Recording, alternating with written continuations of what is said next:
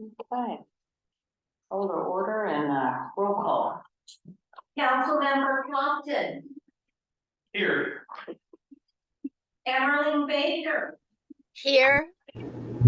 Carol, Kathy, Here. Keller, Excused.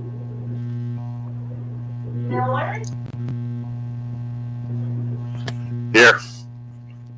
and Merrifield. Here. Okay. What do you wanna? Yeah, we'll do a recap of the 23-24 goals. I did review these at the January 8th council meeting, so they've been updated a little bit. In May of 23, council adopted 21 goals for the fiscal year. Those goals were broken down into high, medium, and low priority. City staff is focused on the 7 high priority items. We worked on the medium and low opportunities as opportunities allow. Low is an update on what we have accomplished this one. High part-time code enforcement, 23-24 budget was adopted with part-time community liaison position, code enforcement officer. Bob Camelucci started in August to hit the ground running, learning codes, creating databases, learning best practices from other agencies. Bob started at 16 hours per week and cut down hours over the holiday season. Hours will pick back up in the spring and will assist in the audit of the CDC and other codes. The transition the program from a complaint-based system to a proactive system that will have a positive effect on the city. But has been bumpy, but we're making good strides. So again, this is pretty much the same report from January. Nothing much has changed.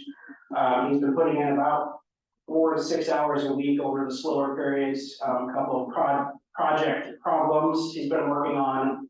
A couple houses that refuse to get garbage service, and a couple that are just need cleaned up. So. Can we talk a little bit about that last sentence, just to get a little clarity on that? I just wrote a note on it too. You're reading my mind. Transition the program from a complaint-based system to a proactive system that will have a positive effect on the city of Bumpy. We're making good strides. So, what strides have been made, and what bumps have we run into? Well, like it's Bob has been doing loops for town, kind of seeing the bigger issues. But again, we don't really have the time or the ability to enforce everything. So trying to figure out a way to have the biggest bang for the buck, which again can seem a little complaint based and one-sided. So I guess if he sees, I guess, can you explain, I guess, a little bit? I'm still having a hard time understanding. Like, I imagine when you're driving around town, you're gonna see violations of code everywhere. Oh, yeah, you're right. Yeah, how does he, I guess, prioritize which ones he's taking action on? Because again, we're trying to get away from being complaint based or seeming like it's targeted, or like there's some people we allow to get away with things. So how does he balance? I mean, that seems like a tough job. Yeah, usually him and I sit down and talk. So a database he has, is that something that he's then putting in these variances to the Yes, code? yeah. And then he brings them to your meeting? Yeah. Is that something at some point we can get a rundown of where we are with those things? We can, yeah, the council wants that, yeah. I would love to see that. I would like to see too, How does that- because I know of a few near me that need attention. Yeah, Yeah, and I guess, and I have told him the focus has been, the main road, downtown, Forest Lane, kind of the stuff kind of on the side roads that aren't seen as much. Aren't as important as the stuff on the main roads. Again, not an ideal situation. Well, they are as important.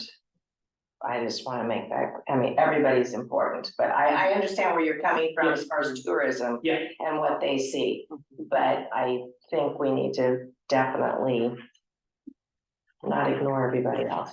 Oh, I hear, yeah.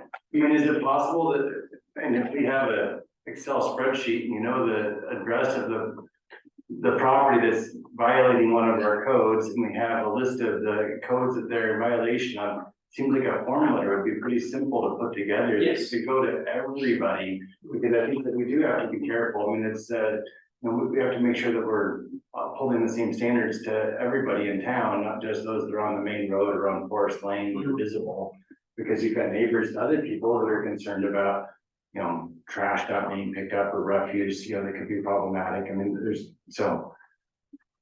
Question on the hours, were they reduced around the holidays because of his traveling or? Actually, position wasn't even budgeted for hours from about November through now. But I didn't want to have him just cut off and restart in the spring, so I severely reduced his hours. So you reduced his hours because of budget? Or? No, but it wasn't even budgeted. It wasn't even budget. Yeah, so we're gonna slowly roll it back up. When is he starting back up again? Well, I mean, he's still going, he's been doing, 4 to 6, I think 8 is the most he's done last couple of months a week, but. Probably once we get more into it, probably next month, April. Yeah, I can't believe it's March already. So April, he'll be increasing back to 16 hours. Yes, that's the plan, yeah.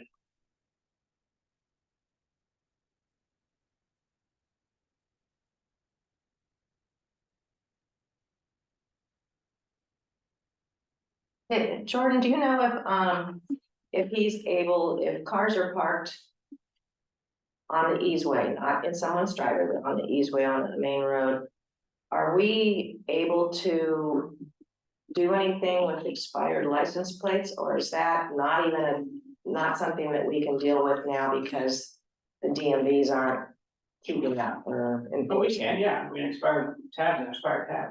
Are Okay. you talking like on?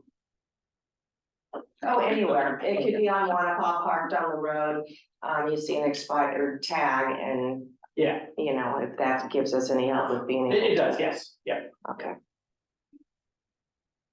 Any more questions on that one? Well, cool.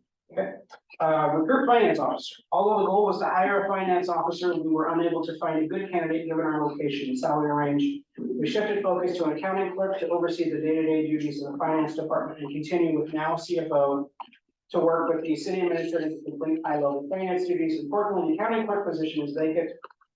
We have caught up on monthly reconciliations. Carl, now CFO, has been focusing on getting our audits caught up and will begin assisting in budget creation. I'd like to reassess the overall staffing structure of City Hall. I'm working with staff to determine if 5 staff, including the city administrator, is needed for efficient operations.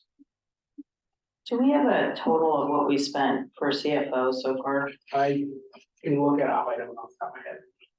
Because they're pretty expensive, Yes, they are. so I'd be curious to see how much we've spent. That could probably pay for a full-time position.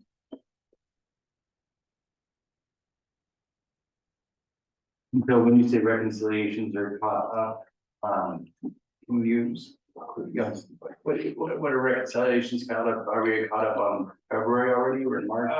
Through January. Through January? Yeah. And when do they usually have the previous month's reconciliations complete? Usually takes Carl anywhere from 2 weeks to a month. It depends on what he's working on the audit. It kind of goes and flows, it seems like, so. But yeah, about two weeks to a month, so. So 2 to 4 weeks Yeah. roughly, to get the prior month's reconciliations Correct. caught up. And we just have one operating account that we use, Yes, US Bank. and so he's reconciling one account. Yeah, we have well, 2 accounts. We have the US Bank account, which is our day-to-day, and then we have a state treasury fund as well. So he reconciles both of Yes, those. yeah.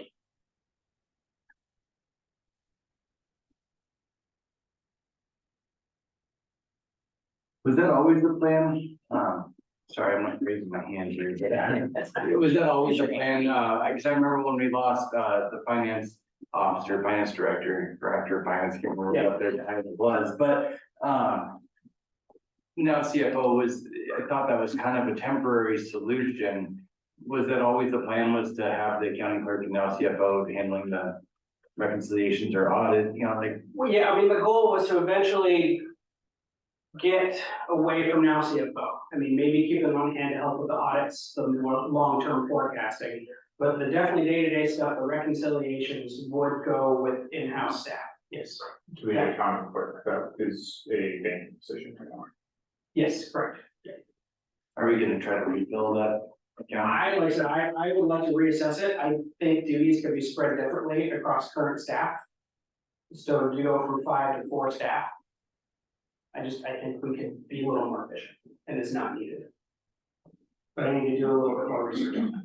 Is part of that decision based on their salary or hourly? That is part of it, Is yes. it something that's, Yeah. we found that it's not in the budget, or? I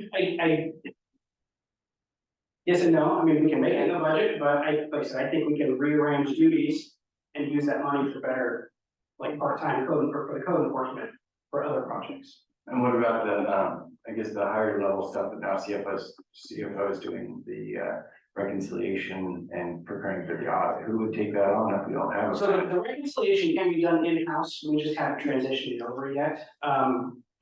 When things settle down, the audits are caught up. My vision is that now CFO would continue with the audits as they come along each year and then help me create long-term forecasts for budget. Got it. So, That really be their two main tasks. and have they been the ones doing so are they preparing for the audit, or are they the ones actually performing the third party audit? They are prepared for Got it. that, and then Aldrich and Associates is performing. Okay, thank you, because I was saying, it seems like a conflict of interest if they're the ones reconciling. Oh, good, yeah, they're just preparing.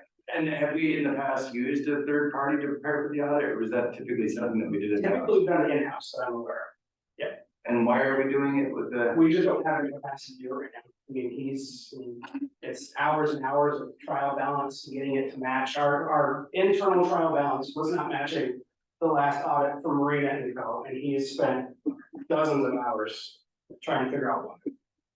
It's accounting levels above anybody in-house. And so, we're talking, and the last audit that was completed was 2022, Was 2021. 2021. Yeah, So the ending balance from 2021 was, does not match our beginning balance in 2022, is that what you're saying? Correct, yeah. What we had in our Excel system. We don't know why. I know, I think they're at a point of, they've gotten most of it correct, but there's off on a few dollars, and it's kind of where we're, at this point, we're gonna turn in what we have. And how much are we off? I That's don't know. What's a few dollars? I don't know the exact amount. I think so. And the auditor also will decide if there's any fines or anything. Yeah, Mhm.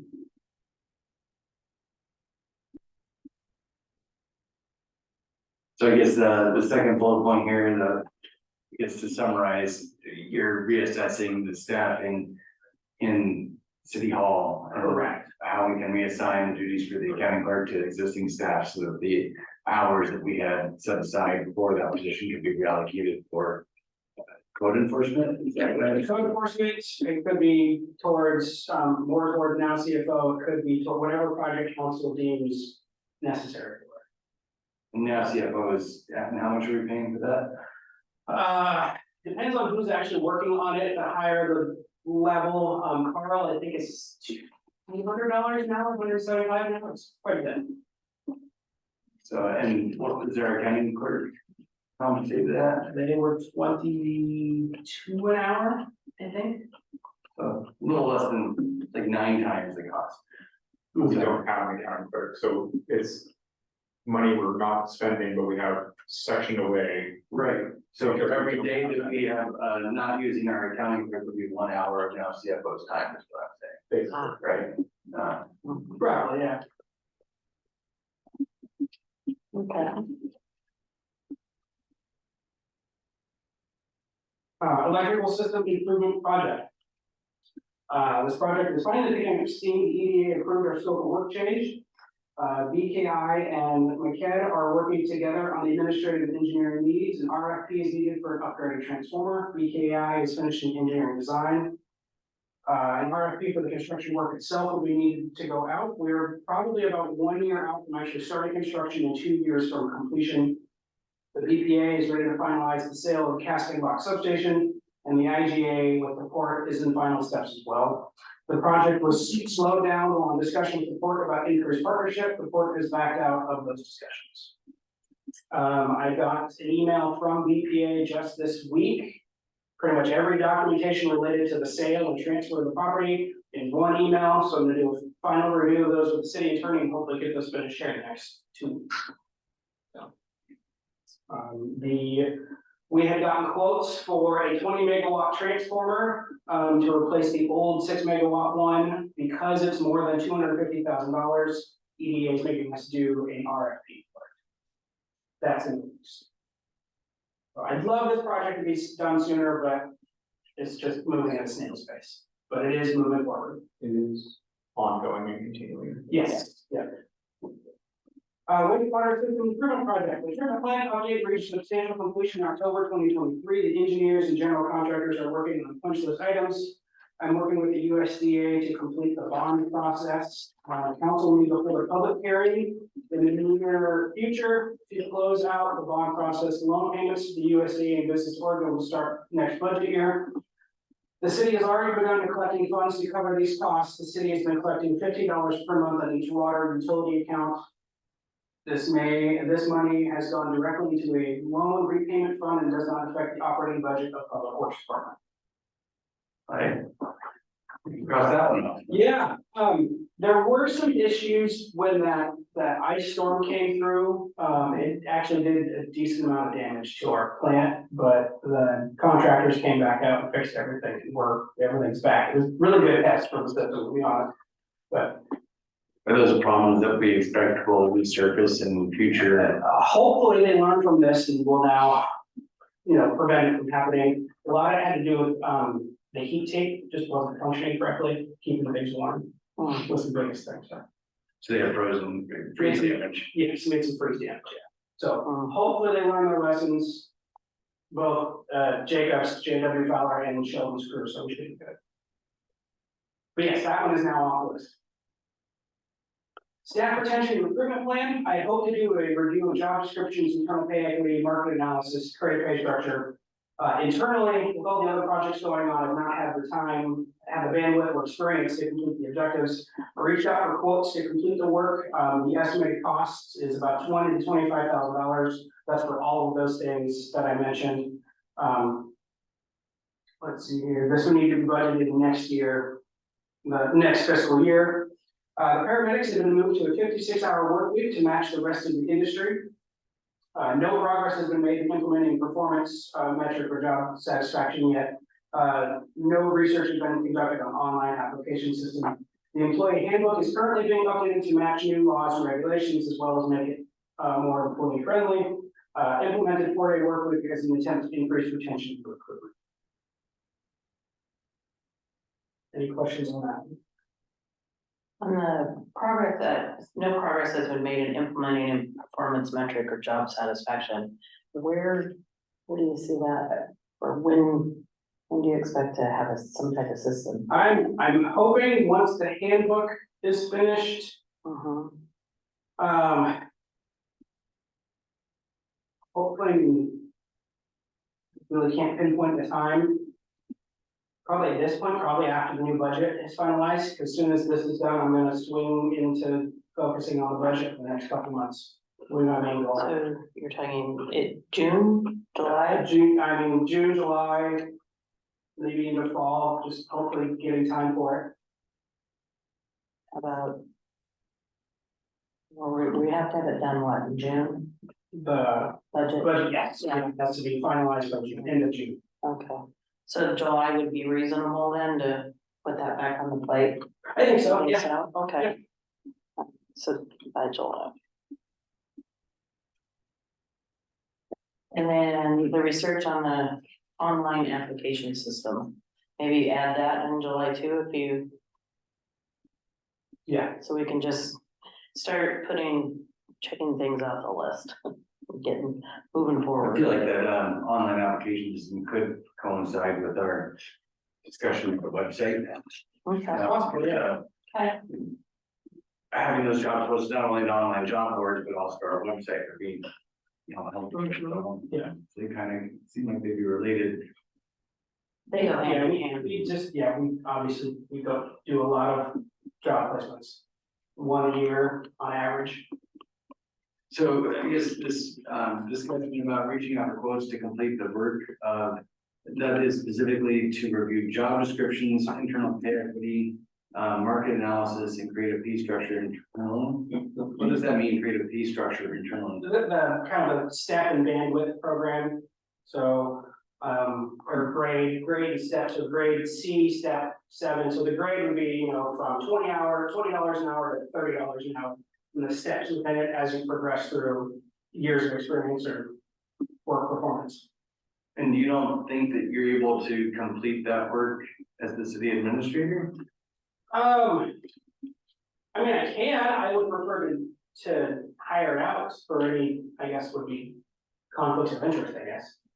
I guess how is it any different for you being the administrator of the city than any other manager in any other organization that's, you know, Managers normally have HR do it, which is a separate Yeah. portion of the company that deals with that kind of thing. The managers aren't normally the ones that choose your incremental step improvement. They might have input on it, but it's not normally their responsibility.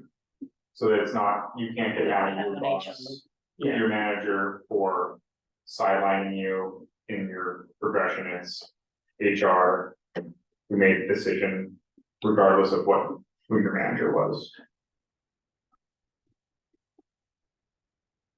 I can only do so much. I mean, there's a lot the city needs to do.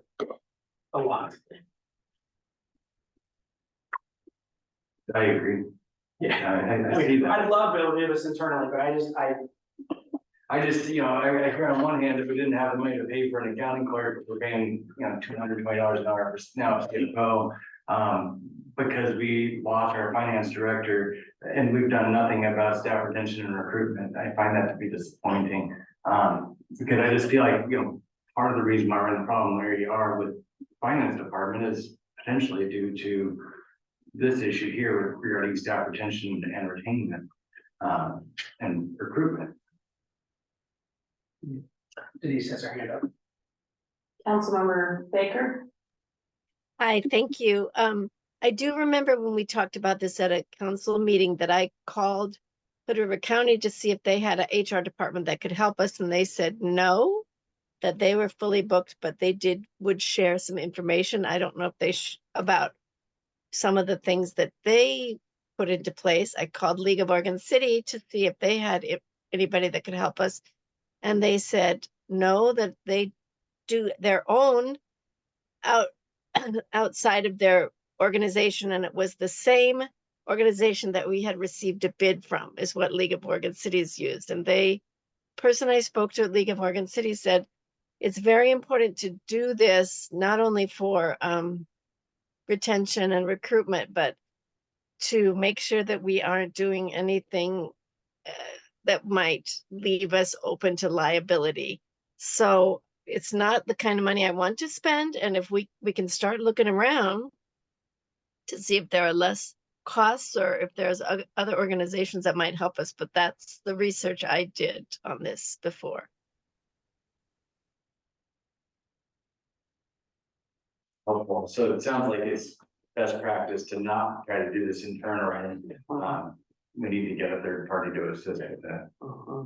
Unfortunately. Yeah, especially for small cities like this. It's just every time we hire somebody else to do something that, you know, it's astronomically more expensive, obviously, than us doing it internally. Yeah. But I do think it's not worthy of it, and I appreciate your work that you're doing on the employee handbook. You know, that was a major undertaking, and I think that's a good step the right direction. Yeah, I don't know if anybody's actually read our current handbook, but it's kind of a mess. It is hard to follow and it is vague in some spots and super specific in others that doesn't need to be. It's, yeah. Well, it's a start. Yes, yeah. It's a big start. One step at a time. Okay. Long-term forecast. I've had several discussions with department heads on long-term expected revenue and expenses, including goals, system and equipment and capital improvement plans covering all long-term financial planning has occurred. As our contract CFO is still working to catch up on backdated audits. Once the finance department is back in order, the plan is to have the contract and CFO work with staff to create long-term budgets, so. Yeah, just superficial discussions, but nothing. We are trying to get the immediate stuff caught up still.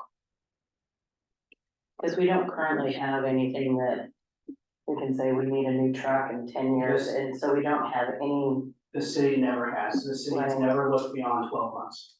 Okay. That I can see, it's been 12 months at a time at that. Cascade Lock Strategic Plan, plan was adopted by council at the January 8th meeting, is now being used to develop council goals and the downtown revitalization plan. Any more questions on the high priorities? So I guess, We published the video. I That's good. So part-time code enforcement is a check, Mhm. and the Water other, system, strategic plan. and of the ones that are not done, are there things that we're taking off the list of goals that we just are no longer? That's up to you guys. I mean, figured we discussed that when we got there. Yeah, how about if we get through the rest and then we'll see what we want to put back for again. So the rest of this is the medium and low stuff that I've made any kind of progress on. The medium one, city hall roof, just like the electrical system update, the project has been twists and turns. The original grant request to FEMA included an in-kind gift and unused generator. After discussions with the electrician, it was determined the generator did not match the demand of the building. Council approved the surplus of the generator with resolution 1495. We worked with the electrician to determine the right size generator needed, as well as the cost to install. Our city is our city hall is an odd building. The power comes in at two different locations, but off the same pole. The pole is at the west end of the upper parking lot. The power comes in at the south end of the building and the west side of the public works storage area. The original plan was to locate the generator at the southeast corner of the building where the old TV dishes were located, but because of the funky power situation, we need to place it next to the pole, taking out two parking spots. FEMA has sent several requests for information at the most recent meeting end of February. We've told that getting these RFIs is a good sign. However, we still don't have an estimate for when it will be awarded. However, the Oregon Department of Energy grant requires construction to begin by August 8th, 2024. If we do not get an answer from FEMA in a timely manner, we'll need to forfeit the grant from Department of Energy. The ODO grant only covers installation of solar panels in the battery storage system. FEMA grant will cover the roof repair and generator installation. So we're continually, we get RFIs from FEMA about once every 2 weeks. Apparently the way they do it is they have different groups or silos review the application. So a lot of times we'll actually get the same question from 3 different committees reviewing it, but so far they haven't said no. Their biggest concern right now seems to be the sizing of the generator to the building. So we've been digging in, getting more, talking to our electrician. I still have no idea when they're gonna give us the money. I have no idea. We just keep responding. I guess the question is, at some point, if they keep dragging this on, we do have to pull the plug on the whole project. So what is the goal of the generator? I mean, how much power generation are we trying to provide? Not to run the whole building. And the whole building requires how much power? I know we're just thinking about demand. I want to say. I looked it up the other day and I can't remember now. I don't know. We have 5 people that work in the building? Well, this includes up here and downstairs. So the whole building in case the power goes out, so Including heat and heat, so we need to heat the gym for some reason, we can, so our computer still runs, Sheldon can keep his equipment warm, I mean, the whole building.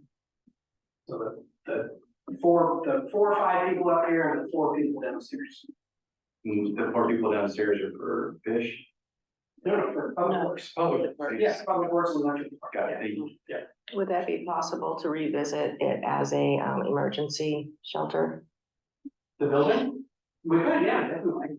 if we have power Yeah. and heat, then it can We have that. probably be that, but it just depends on if we can keep the gym area, 'cause I doubt we're gonna squeeze the entire town No, not the into the whole office town. areas. Yeah, We can talk about that when we get to need forecasting. yeah, this. Planning. Yeah, this project and the electrical system one just keep dragging on, and it's very frustrating.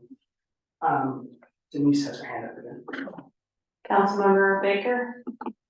I just wanted to say that this is exciting and wonderful, and it seems to go right in line with the next element, the city hall refurbishment replacement, that it might be important to do the brownfield grant studies ASAP before we go forward with, I mean, and we can talk about it when we get there, but if it's gonna take time and money in a building that that we need to hear what they say about that building, because I get sick sometimes coming in there in the winter with the mold so anyway, that's what I wanted to put out there, is that we're going to look at the next section as well, and this seems to go hand in hand.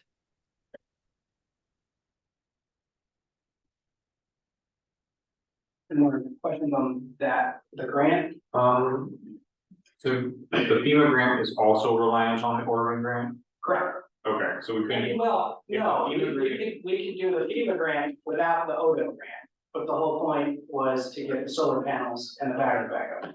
yes.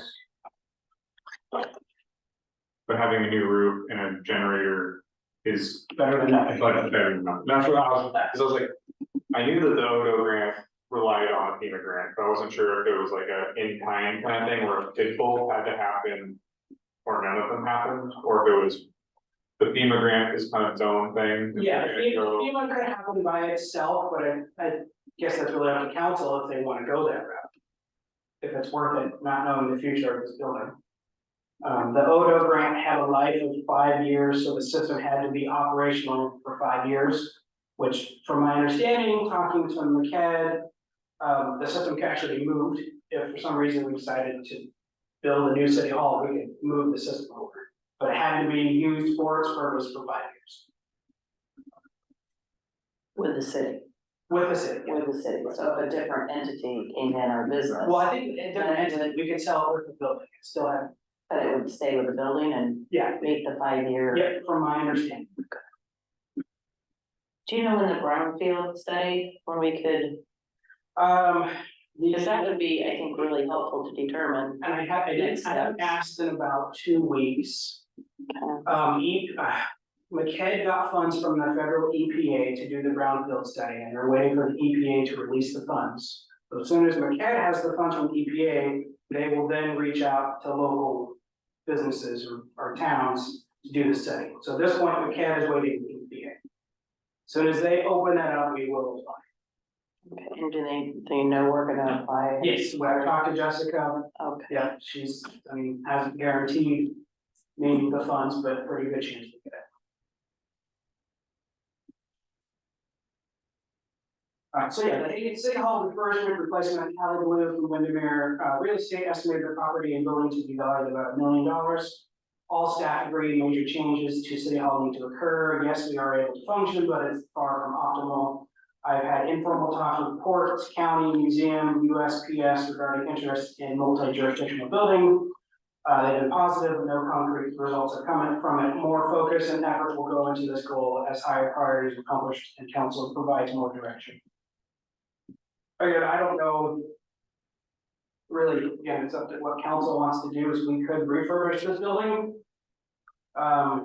Anywhere from probably $10 to $20 million, depending on what our final goal is. Another thought we've had as staff is using phase 2 of the firehouse, moving City Hall there. And that's anywhere from, $2 to $5 million, give or take, so much cheaper. But it doesn't, we probably lose the food bank. We wouldn't have room for strong windows, we lose a lot of the community functions that are in here. Is it the stage 2 firehouse would just be enough for offices to be at? Yeah, there'd probably be a small-ish community meeting room or council chambers, whatever it is. I mean, yeah, we wouldn't have a huge gym. well, I think that's a pretty deep conversation on, I think the McCad to get that brownfield study, that's gonna help us make decisions. Yeah. Otherwise, we're putting kind of the cart before the horse. Yeah. If they come back and they say, look, this is where the building is, this is what you want it to be, and then it's astronomical. Yeah, I think that's step one, is doing the groundbreaking study. Cause I think everyone agrees that, I mean, it has mold, it's a leaky roof, the building's got a lot of challenges. Yeah. A lot of challenges, so. How long do the studies usually take once they're started? I actually don't know. I didn't ask. Can you ask? Yeah. So, Also, forgive me and being ruling around, what is a brownfield study? Is that determining something about this building, or is it a be a plot of land that we want to put a new building. This building, essentially set up the property in this building, it does, hazard stuff, test soil, test asbestos, all that stuff, and the actual feasibility of rehabbing this. It actually, I kind of figured brownfield, and thinking, you dig up some dirt to test the soil, but it's way more than that. It does a whole analysis of the building, if even updating it's feasible.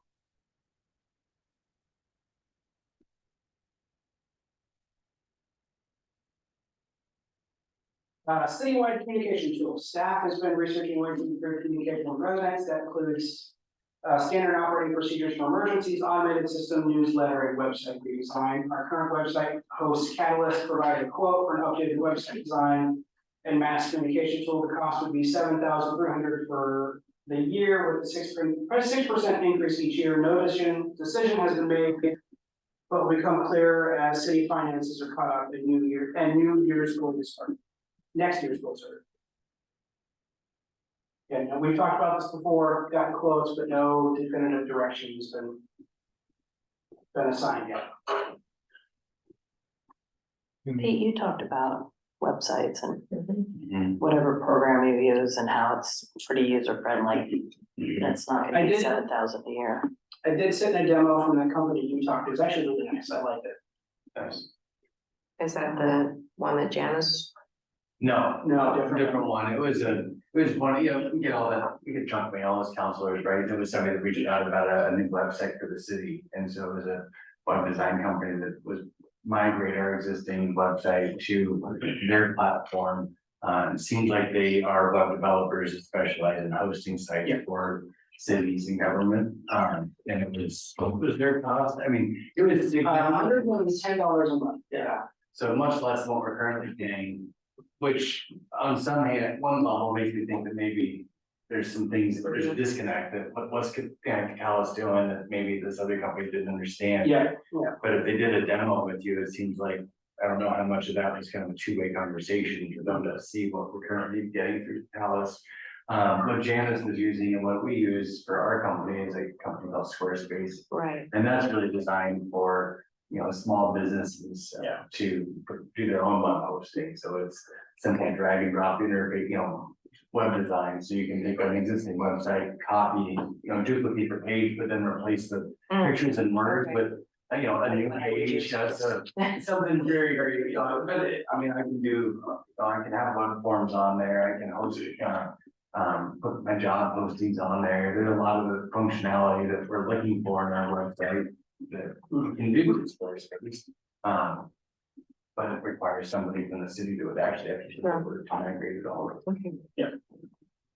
Sometimes I wonder too on like some of these, older, I don't know, like how old our current web provider is, but like there is a difference between like older companies have more cost built in because they have more employees that like regulate that their product costs a certain amount because they have the infrastructure that to maintain it all, and like older code needs more maintenance on it, where newer stuff can have less because it was made to work in the current era instead of adapting to a changing internet and a changing like web spaces. Like I know there's a lot of companies that started before mobile and they struggle to make their website page fit on a mobile screen.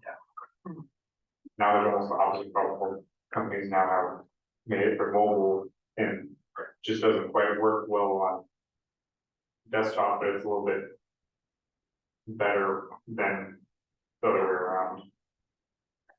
So it's like, we should definitely look into that more, so if it's cheaper, that might be, and appears to be at the same, if not better, then we should definitely take a hard look at it, because.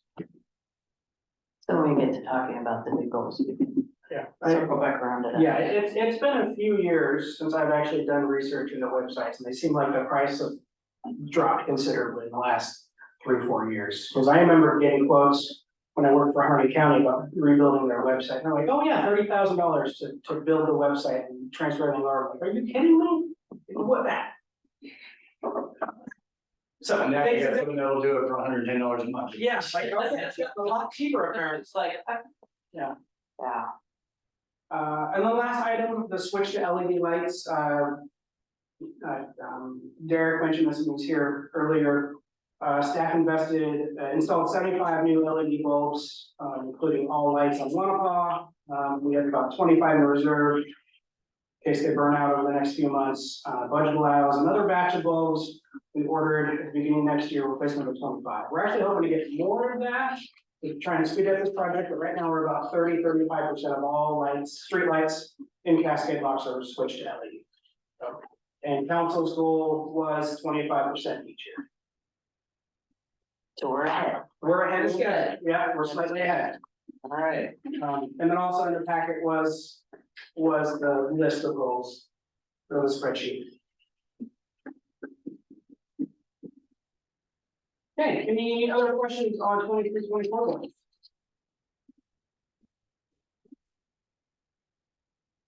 Okay, so the next item is department head goals. Oh, excuse me, I asked department heads what their department goals were going into this next year. Electric department, a lot of it is replacing bad underground wires. I guess back in the day, they just dug a hole, plopped wire in it and buried it. So it's just exposed wire underground, so there's quite a bit that needs updated.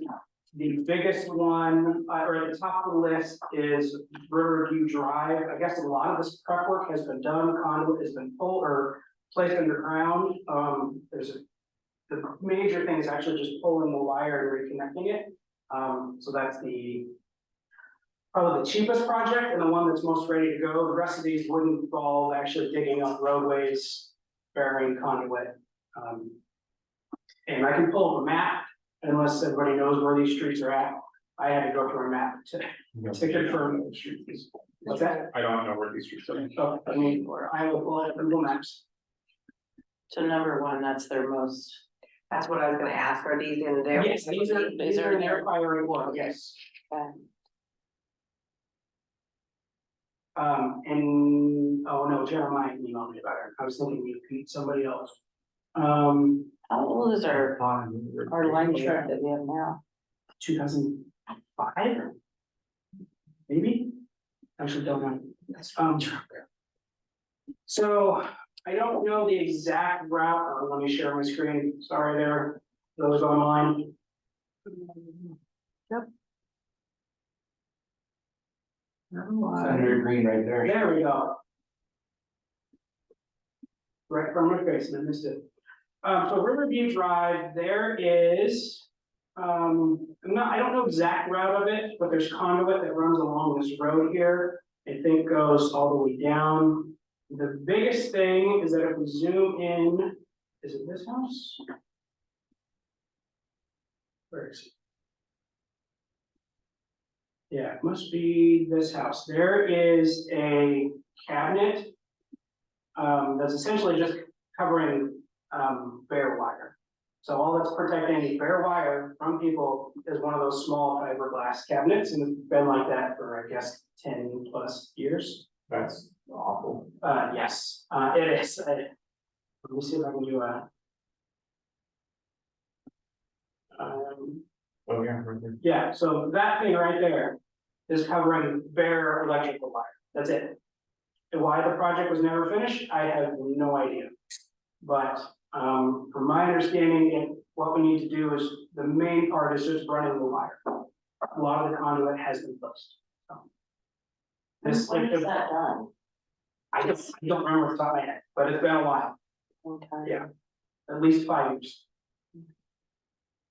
So if we get anything done, if Derek gets anything done, he wants to get this project done. And that's the undergrounding on Riverview Drive. Riverview Drive, yeah. How badly is that gonna affect the resident there when they go digging? I mean, I don't, where does the line go that they're gonna be digging? I think that's already done. I think, like I said, they just need to pull the wire. Again, I don't know why it was completed, but I'll double check with Derek. And I can get council a kind of more detailed breakdown of what the project is. Let's see here. Next on the list is East Sunset, which is if you go past the Forest Lane and then up to Hammond, it's this stretch right here. It's buried wire and then it splits. And there are transformers, I think, in this backyard and this backyard. So they want to dig all this up and replace and put new wire down and put it in. That also matches with a street that Public Works wants replaced, the west end of Sunset, or east end, sorry, I think I did that wrong. Did I do that Did right? we say West End? West end, yes, west end of Sunset, yeah. So I think if we do those, it'd be best to do it at the same time, so we're tearing up the road anyways. But that would take some coordination. Third one, replace the underground under John Quincy, and to be fair, it took me about 10 minutes to figure out where John Quincy Road was. Tamara probably knows where it is. I was just scrolling through this map and I could not find it. It is this back street back here in this trailer park complex. Yeah. So I just usually call it Rockville because that's the main road. I didn't realize this was a separate street. Yeah, there's a whole community back there. Yeah, so there's, a wiring that runs underground that serves all these houses. Again, it's just direct buried.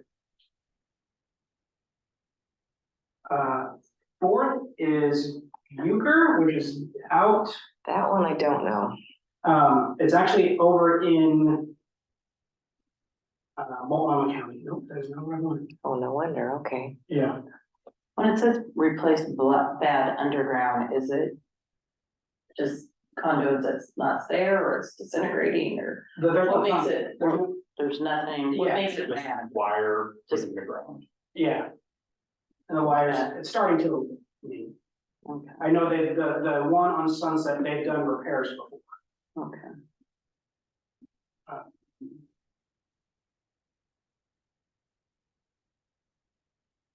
Is it?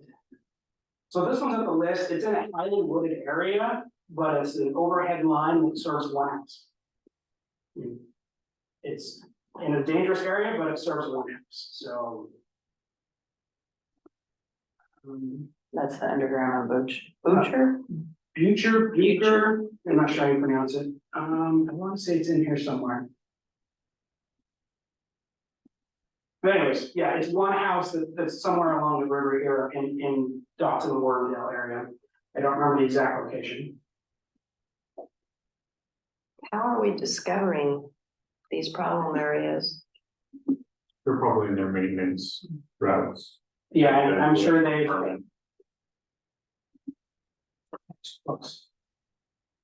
Yeah, so this house right here, the line comes through here somewhere. And then feeds this house right here, that one customer.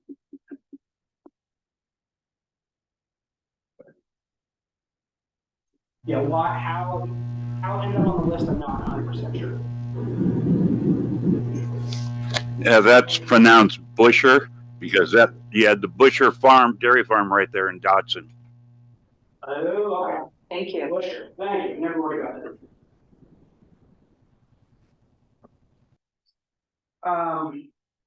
Outside of repairing lines, I'm gonna stop sharing now. Is a new line truck. The truck we have is, according to Derek, too small. The crane to pick up pad mount transformers is too small, like the bigger ones, we might be able to lift it about this high off the ground and swing it to where it needs to go, but other than that, I mean, we're gonna, yeah. That's his biggest concern, and I can get more details as we get closer to budget season. Places utility truck, 80 to 120, essentially the same thing as Sheldon's was. It's just old, worn, torn on the inside, just needs to be updated. And then Derek would really love to explore changing the red tag process. He is not a fan of having to go out and hang tags on every door. I mean, for a small town, we have a lot of people that get red tags. We average like 90 a month. It's a Is it that many? yeah, it's a lot. It's 70 to 90 a month. And he physically, I mean, it takes him a day, day and a half to go put all of them out in the stores. A lot of waste of time. It really is. But I don't know what the answer is. It's expensive. Yeah. This time. Can you, briefly tell us, so they hang the tag and then what does that mean? They have. They're late with their, Well, I know that, There but are that's tax due. At that point, they're a month overdue on their bill. They get a red tag, you got 3 days to pay your bill, we're shut it out. 3 days, okay. Okay. Thank you. And for a lot of people, that's their monthly reminder, oh, crap, I need to go pay my bill. And we charge $10 fee for having to go do that, and then they go online and pay or come inside, or come in office. I mean, I was guilty of that once. I got the red, or whatever. You can too when you're traveling and Yeah. you see the red tag. It's Right. there in, Yeah. I don't remember who told me about it. I've been, somebody dropping off or the council pack or something. Okay. So are there other options that he's, I looked into it a little bit to see what other cities do. We could do a text message service. I mean, we could mail them out, but that's not reliable. I mean, I've looked into it, but not that hard. It's not at the top of my list at the moment, so. But yeah, I think it's worth exploring to see if there can come up with something else, because if you are gone or so something happens and yeah, the wind, that tag's not staying.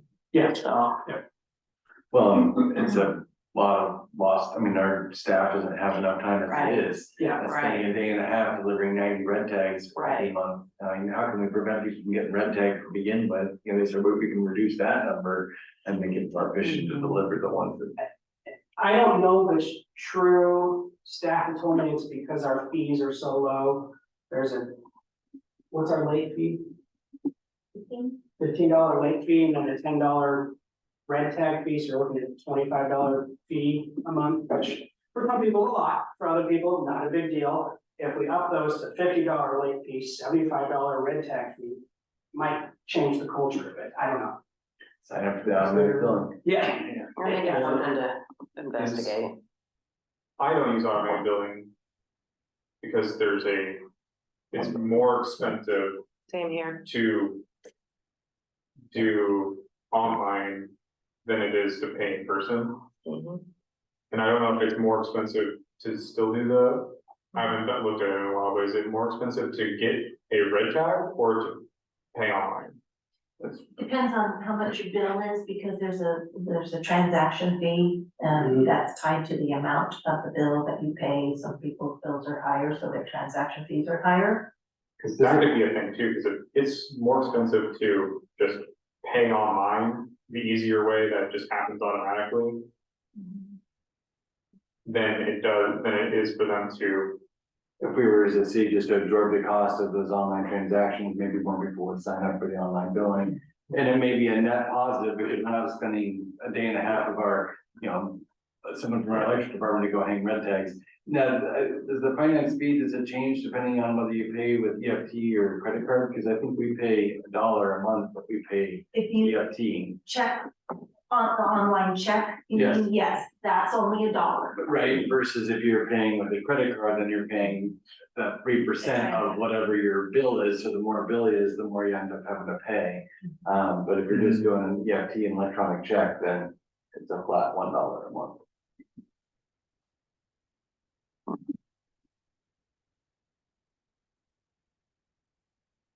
Any questions on that? We take a quick restroom break. I really gotta go back to. Too much confidence. Yes. Do.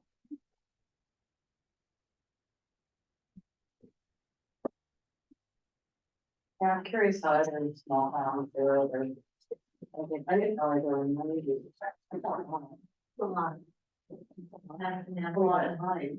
It is a lot of time. I totally understand why he's, Yeah. there's gotta be a better. I think so. I wonder I'm how sure what many it of is, it, but how much of it is people that are just living their life 1 month behind what they're able to do and how much is, like we were saying, a convenience. They don't mind paying. For people that are so busy, they. I know that Carrie calls some those that aren't individual Okay, because she understands like, oh, something must have happened. that happened to me once many years ago. I just Or on spaced vacation. it. Right, so she will call those that are not habitual. Say, hey, did you? I think she might have called me because she took her this. But that's my fear of raising the fees if someone's already really struggling and they'll. That's what I meant. I wondered how much was just people that are just already struggling and they're a month behind and just can't get there, you know, because I was It there was years. scary, but that So- might have been the one that called me and she educated me and she was like, well, if you do an electronic check, it's only $1 a month. You don't have to do it, credit card, you can do it, you know. A lot of people don't have the checking account anymore. A lot of people don't have it. You know, they, I don't know what they do, but. Correct. When you use your credit card, if you don't have a checking. Can you, is there an option on our bill? Can people write their credit card number and drop it in the slot? Money. I need some. I think you can do Okay. that, yeah. Mhm. What was your question, You Tim? probably wanna have that envelope or some sort of envelope. Well, when I worked years back, from 8 to 5, you know, there's no way I could make it into City Hall to walk in Monday through Friday. So I depended on the slot outside. And so I was asking her if someone wanted to, if they could write their credit card number on the slip. If they don't have a checking account. And of course, they can put cash in there too, which of course is not a good way to do it, but, I mean, I don't see what anybody's excuse could be for not being able to, you know, you don't have to come into the office to pay it. If all the options are available by putting it in the slot, yeah. And with our longer hours, we see people coming in up to 6 PM at night. Yeah, Driving into town after work and, oh, so glad you're still here and. yeah, I would have been one of those, cause I worked at Hood River till 5, so. I mean, I just wonder, for $1 a month, you know, if we could just. If we have 90 people that are behind on their payments, we're talking $90 a month. I mean, how much would it cost if the city were just to eat that $1 just to make it free? If you use electronic funds for automatic payment, try to take out the barriers for people to sign up for that, maybe more people would take advantage of it. If you pay online with your debit card, it's the third party transaction app. We get charged it, so, you know, we're not making any money on that. No, but we could eat it. I mean, that's, And what I was just saying, you know, would that make it, you know, if the city were to absorb that cost, yes, there's a cost that we're gonna have to pay, but would it be a net benefit if we had less red tags to deliver? I'd be curious what we're paying, or what individuals, is there a way to say that we're spending $200 a month on, or individuals are spending $200? Are you talking about the transaction Yeah. fee? Yeah, Oh, yeah, cause most people call in and pay up online and, right. I mean, on an average, it's like $7 to $9 per person for a transaction fee. Mhm. Depending on, again, what they're doing. And I was not suggesting that we absorb the cost for credit card transactions, I was suggesting that we absorb the cost for EFTs. Which is minimal compared to the credit card transactions. Mhm. And this is something that's near, I mean, that I guess I can personally relate to, because in our business, we went to all credit card payments probably 2 or 3 years ago, because we had so many problems with people like not paying, even though it says on there, you know, due upon receipt. We were still having our AR balances $25,000 to $30,000 a month, and spending an inordinate amount of time calling people that were past due, chasing people down to get us paid, and we finally said, well, we just require a credit card upon booking in order to confirm your appointment, just like you do when you're booking a hotel, an airlines, whatever. And we absorb that 3% fee, but it's, our cash flow is a whole lot better, and our labor has been freed up, remember to chase those people down. Mhm. So. And, you know, it's not a direct correlation, but I can personally relate to some extent of what it's like to try to chase people down for late Too good at payments. knowledge. Yeah. So in red tagging happens. Like, so they're a month overdue Correct. plus 3 days, or just a month overdue. Well, the bill comes out. No, what I guess, date? I guess 2 weeks overdue. So the bill comes out the first of the month, they're due on the 15th, by the next first of the month. That's when they get the red tag, so I guess 2 weeks. 2 weeks. I spoke, yeah. A month after they got the bill, A or month 2 weeks. after they- Yeah, that's Yes. where I guess you stumbled, it was a Yes. month after they get the bill, but it's only technically 2 weeks later. 2 weeks. Would it be worth it to just extend that another? They're still gonna be red tag, they They gotta, still, it's the And same, then they're behind, and that is now they're two behind. increasingly more difficult for them to get caught up. it's the same 90 people every month. It's the same people. And again, I don't know if they just use it as their monthly reminder, like, oh, my bill's due or what, I don't know. And we are very lenient. We will, like, hey, I'll have the money Friday. Okay, sure. You don't have a Friday, we're shutting you off. Like, last thing I wanna do is shut people's power off, so. Is there any reminders that are sent out that people haven't paid or? Just the red tags. Yeah. We don't really have an efficient system to do that. That's the discussion item there, number 7. Is there a better way to? Yeah, Remind people. That's, to set that's the red not, tag? that's not a multi-million-dollar, messaging system, like. I have PEG in Gresham, Yeah. but when the power went up, I got a text 2 minutes later, hey, we noticed your power's out, we're working on it. Yeah. Like, that would be awesome, but that's also millions of dollars. Yeah. He says, I don't know. Councilmember Baker? Hi, yeah, if it's the same folks, then it is like a reminder. And if we can, when, again, going back to our communication system, some kind of texting might be easier. I don't know. Because they're still spending $25 more than they need to. I don't know, that's what I think. That they're gonna need a reminder, so it needs to be something. And what is it? Is it a text? Is it, what is cheaper? What's easier? I don't know.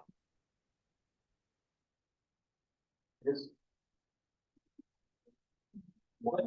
I have to, are these 90 people spread out through the city, or is it mostly people that have to go into that are in the post office box section of town? Cause I could see being late if you haven't made it to the post office in time, and you get your bill like a week later than. And there's a good chunk that's out in Warrendale, Dawson too, right? Yeah, It's I think- across the whole Okay. system. Cause I was like, if it was like somehow weirdly coordinated to like that, then I'm just like, oh, it's like, Yeah, it's across the whole system. no. That was The red tag process is actually laid out in a city ordinance too, so we have to change a city ordinance to change this process. Just a heads up. well, we should definitely explore that. Later. Again, our discussion about fees, could potentially come into play here too, if we're trying to change the. Exactly, yeah, if you want to up that fee, then it requires a vote, so yeah. Okay, are we good to move to public works? The major project they have coming up is the service line inventory. Let me see if I can find it here, the EPA, or maybe it was the federal health department and the state health department. Are requiring every city to inventory their lines to see which are lead and copper, I think, where did my sheet go? I have a sheet that kind of breaks it out, but here it is. EPA and BWS adopted revisions to lead and copper rule that include a requirement for public water systems to conduct inventories of service lines and identify service line material types. The intent of the service line inventory requires to identify those service lines made of lead so that they can be removed and replaced. And this has to be done by the end of October of 2024. They have already started on it, but this is the top of the list is finishing up. It's just an inventory, not the actual replacement. Just so we know. Yeah. Yeah, that's the next step. Yet. Yeah. And I can forward this over to council if they want, but that's at the top of their list. I think it was 1980, 586, somewhere around there, they stopped using lead pipes, so anything built before that, we know is not lead. Should not be low. Should not be lead. We've worked with OSHA, OHA, we've referenced building maps. There's probably, I wanna say maybe 30% of the houses in town that still need to actually be physically checked. The plan is to rent a vac truck, vacuum a portion of the dirt on either side of the meter to see what type of metal it is, write it down, and move on to the next. So we've got a plan in place, we just need to get it done. So service lines are, can you be, I don't know, what's it mean by these? Service line is the line that goes from the main line to the house. Got Yes. To the meter? 'Cause we're No, all- so, and this is where a lot of cities are upset about this, is it also includes what's on the owner's side of the meter. So it also includes their house as well. Correct. We have to pay for it, Yes, which, yeah, people are thinking that, I mean, we as residents. yeah, the city is gonna have to pay to replace people's lines that they own. In their home. Well, up to their home, yes, on their Up property. to that, Yeah, up to where. From the meter to their home. The meter to their To the home. meter. I see. Oh, the residents aren't gonna, No, they're afraid that the city's gonna have to pay, which means, yes, the residents in the roundabout way are gonna have to pay. wow. Yeah, Is there anything that isolates our city water system? I mean, I don't really know what the rules are and like, is there a backflow prevention device at the meter? Prevent, like if someone has lead piping in their home to prevent that from contaminating the rest of the water system? I think so, but I'm not sure. I'm just kind of curious. Good question. I know we've got like on our hose bids, you know, you've got something to prevent, you know, but I don't know if there's something that protects the whole. I think so, yeah. My irrigation system, I don't know if like the house has got one, you know, as well on the other side of the meter. They've gotta have them. I mean, they've been able to read the meters correctly, or the flow of water, but I'll double check. So that's at the top of Public Works list in terms of projects or things they'd like to see or have to get done this year. So.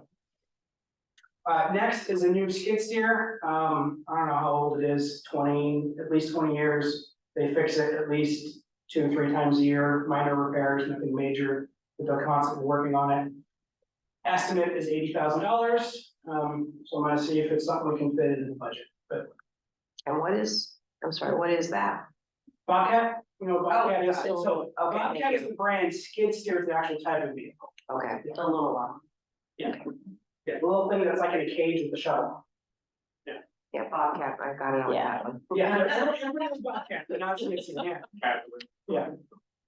And then we have a handful of streets that need to be replaced, improved, or repaired.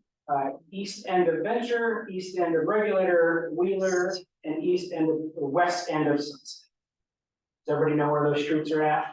I know where the west end of Sunset is. Venture and regulators up by Columbia Market.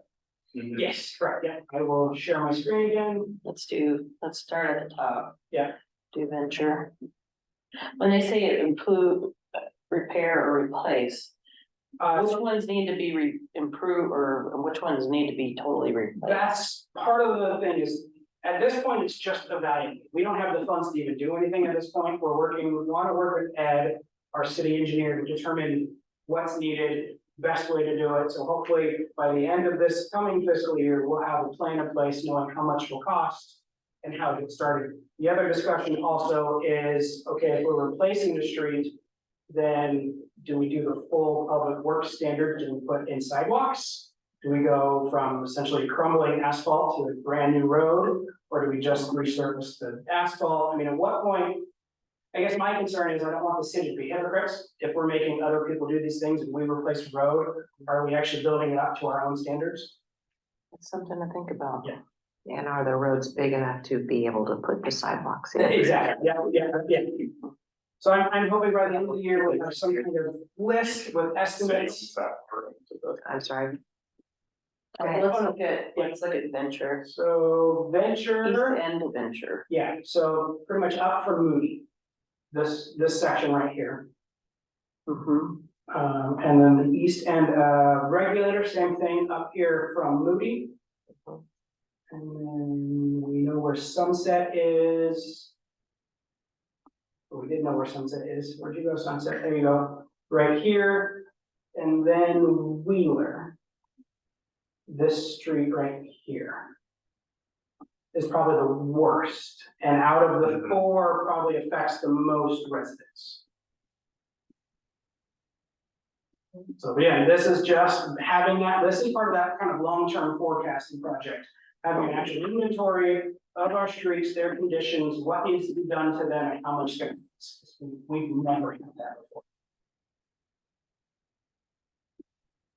I haven't seen that on Wheeler, it must be further up than I've gone, the base part where it hooks up to Forest Lane doesn't seem that bad when I've been. Yeah, it's definitely farther up. I think Sheldon lives somewhere around here, Okay, so he sees it every day. okay, so, but yeah. And I guess the project is a little bit, these are just some of the highlighted streets that we know of, but the bigger project is actually creating inventory of every city street and reading them. Yeah, I think we'd start with these ones and then, yeah, probably growing from there, yeah.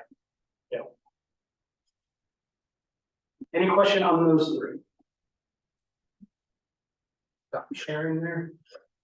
So fire and EMS, John's list is a little more detailed than everybody else's. First was work to increase revenue. Top of that is a public safety levy, start a transfer team for hospital funds, increase Multnomah County contract price, subcontract with AMR for more ambulance responses in Multnomah County. So I brought up the public safety levy before. Again, hoping to have some numbers to present to council April, I think 11th is the first meeting in April. Hopefully I have something to present for council. Get that possibly for a vote in November. Second is starting the transfer team. And John and I talked about this week. This essentially would be transfers from Hood River Hospital to any Portland hospital.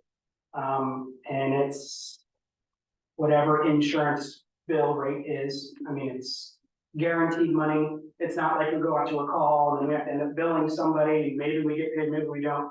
These are pre-arranged transfers approved by the insurance company. So if we do them, we're getting paid. And anywhere from $3,000 to $5,000. The only thing is it takes a dedicated staff time. Which Only resources. exactly, only resources, burning out staff. So it's an option, it'd be a good moneymaker, we probably have to do a con, right now it's City of Hood River that does it, and John has gotten conflicting reports from them on, because, I mean, they make money out also, but their staff hate doing them, they're burnt out. So there's discussion on maybe taking over a couple days, maybe we do Mondays and Tuesdays, it could be we don't have any transfers those days, or the next week we have 5 transfers, it just depends what's going on. The contract with Multnomah County, we provide first response medical, which is just like fire truck shows up, basic EMT, and ambulance service from the county line at mile marker 42 to Multnomah Falls, mile marker 31. And we get paid $20,000 from Multnomah County to do it. Yearly. Corbett Fire Department does from the Sandy River, right at the end of Troutdale, to the west side of Multnomah Falls. They provide only first response medical, which is just fire trucks, not ambulances. They get paid $70,000. Multnomah's reasoning is that we do ambulance and we can bill for that money. That seems dumb. It really does. So, You provide So I think we should say more. that we're gonna do just fire. and Exactly. ambulance and- exactly. So we have talked to Multnomah County EMS. John and I wrote an official letter to the county chair, Vega Peterson, asking to increase that amount to $75,000. Our math we used was that 20% of our calls are actually in Multnomah County. Of the 400 we did, 20% were in Multnomah County. So basic math, we asked for 20% of our budget, which is $135,000. That never gonna happen. So we backed out the 50,000, based off what tactical our billing company said. We made about $43,000 in actual billable revenue, which did, actually almost 50% of what our, well, maybe a third of what our billable revenue is. So we backed that out and lowered our asking price to $75,000. I emailed that letter over to the chair, I think February 28th, and I called her office every single day since then, trying to get a meeting set up, and nobody's got back to me. So at some point, I'm actually having breakfast coffee with the managers from Troutdale, Hood River, Fairview, Gresham once a month. And I want to talk to them the best way of actually getting a hold of the county. Because at some point, I'm just gonna go to the meeting and start talking. I just want to talk to somebody about this. Yeah, just say on public record and not public meeting. Exactly, Yeah, yes, ignore it. exactly. I don't want to get to that point, but I will if I have to. So we're trying to figure out how to increase that rate. And it's kind of like, well, I mean, $20,000 isn't a lot of money. We don't have to do it, but we also need the money. I mean, just because we stop providing service over there doesn't really mean our expenses. We still have the same staff, which is the biggest expense. Are we under any kind of obligation to provide that area? No, it's out of our ASA, which is ambulance service area. And we are just doing it to be nice, well, not be nice, but it's a contract, yeah, that we can get out. I think we have to give 30 or 60-day notice. I do. It's like the bargaining chip is that threatened to do that. Correct. And it kind of goes on to the point D is, I don't know if you followed Multnomah County and AMR's issues. AMR is understaffed. Understaffed, yes. They continually have response times of over a half, which is terrible.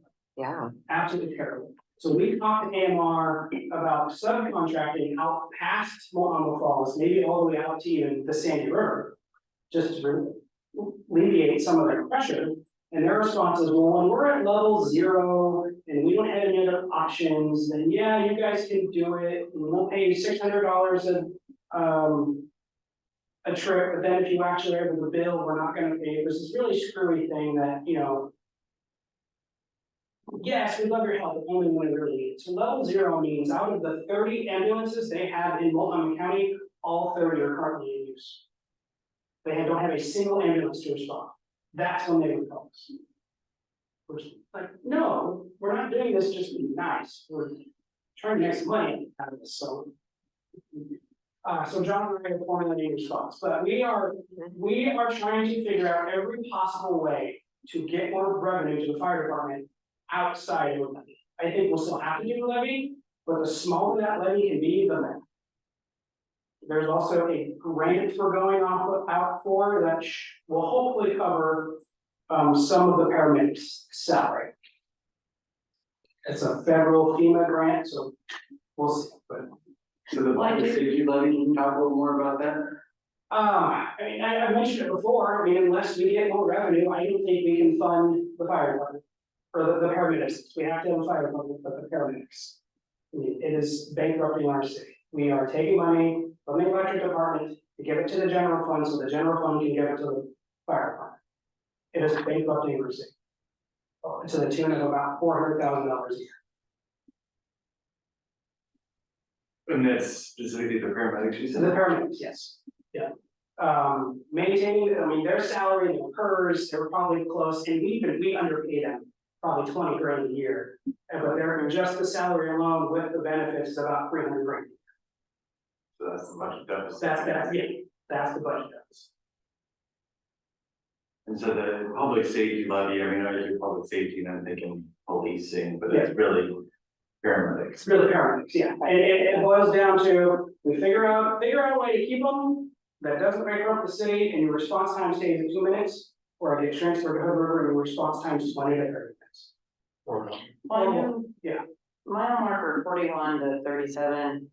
I would hate to get to a point where like, well, we're not gonna service that or whatever, because I don't know how many people that they've saved because they can get to mile marker 41 so quickly.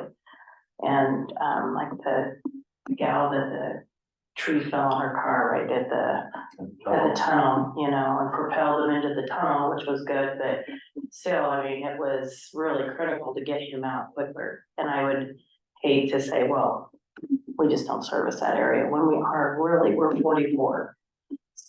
Hopefully they would not allow that to happen. Right, It's kind of a, We probably still do a mutual aid agreement right, right. where, you know, we would go out if they wanted us to. We wouldn't say no, but if you're contracting us to do this, we need more. Right, but right. definitely increase Multnomah County contract price and. Jordan, on the, with the firehouse, I know one of the things that was brought up when it was built was that they could house classes for forestry and other fire departments and stuff and come do classes there. Is there any money in something like that being the hub that can provide the different classes to people? Probably some, but not enough to really make a difference. Yeah. Maybe a couple $1,000s a year, when you're talking just renting a room.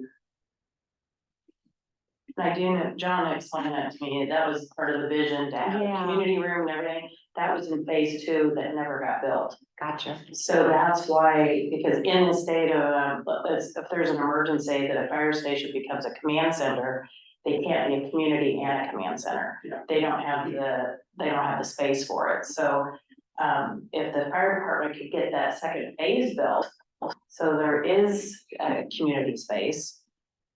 And that's And they can the, tap some revenue. yeah.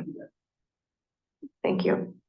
We've also talked about exploring a fire district. We're at a minimum, the city of Cascade Locks Fire Department and the West Side Fire Department merge into one district. So it would have, the whole operation would come out of city's control and go to a fire district. But that also spreads the load between Cascade Locks and the west side of Clearwater, Correct. Mhm. Yes. where all of those citizens be paying into. Yes, so, yeah, property taxes probably still go up with the creation of a new fire district, but then those city funds could be redirected. I mean, as opposed to the electrical department financing the fire department. That wouldn't The happen. electric department can finance itself Yeah. and actually make money. Yeah, so there's a lot of options out there. At some point, we're gonna have to do something.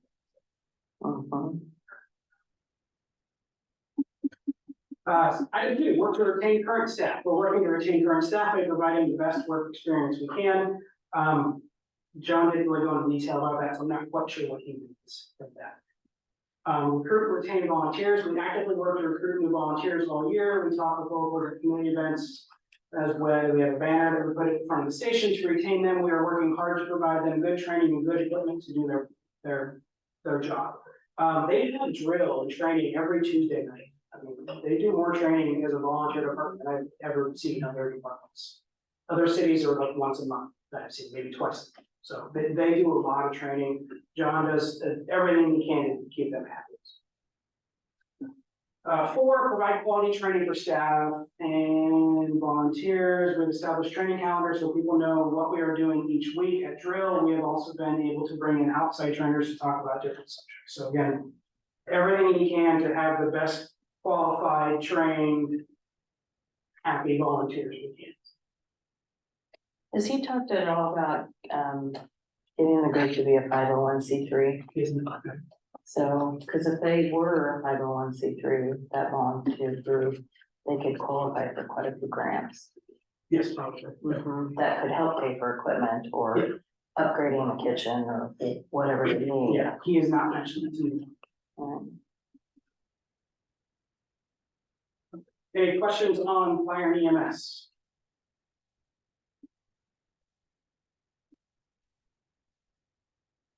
Next is finance and recorder department. Top of the list is a research document storage and recall system. These systems can be expensive, the nice ones, or they can be relatively basic and cheap. The way we essentially recall ordinances, resolutions is Kathy's memory at this point. We don't have a great way to research ordinances, resolutions. some of these systems you can go in, K out, or there was an ordinance on garbage. It will search all of our documents for the word garbage. Right now, we have essentially what you can do in your computer, you can search the title of the ordinance. But if you're looking for a specific line in an ordinance, other than actually going in the document reading it, there's no way to do it. So the goal right now is to at least research the options out there that best fit Cascade locks and our budget. And then the second item is cross-training. This goes back to the redoing of the staff organization at City Hall, is making sure everybody is cross-trained on everything. Right now, Carrie is the only one that knows how to actually process utility bills. So if she disappears for some reason, we figure it out, we call Excel, we make it work, but it's not ideal. So we want to work at cross-training. The thought we have is Carrie's main job would be utility billing, but if need be, she'd be able to process payroll or process AP or AR. Maryland's main duty would be to recorder duties, possibly AP. We're not quite sure how that look, but those would be her main duties. Carrie's on vacation. Maryland could do utility billing. Kathy would be able to do all of those as well. So really the three positions up front would be able to be almost interchangeable. Seems like this is kind of correlated with job descriptions as well. Correct, exactly. And that would kind of tie into training and. Exactly, Right? yeah. Yeah, the document storage and recall system, is all of our documents, are they all digitized at this point? None of them are, a few, but that's basically ordinances and resolutions. But none of our archived documents. None of the archive documents are digitized, so that. We have all council packets are digitized. That limits. No, your data. the historical documents and the financials. I guess you can go back into archives and look at the budget. Where are all of the paper files? Other side of the gym here. We have a room. If this building were to burn down, that would, there is no digital archive, it's all gone. That's a problem. Yep. I can see that being a real top priority. That's right. Get all of that. Put a star by it. Kathy's got a few of these projects like this she wants to get off her list before she retires. And I think this is the top of That's a huge job. It's like one little line item, but that's a. it. Yeah, and not so much, this, at this point, just researching it.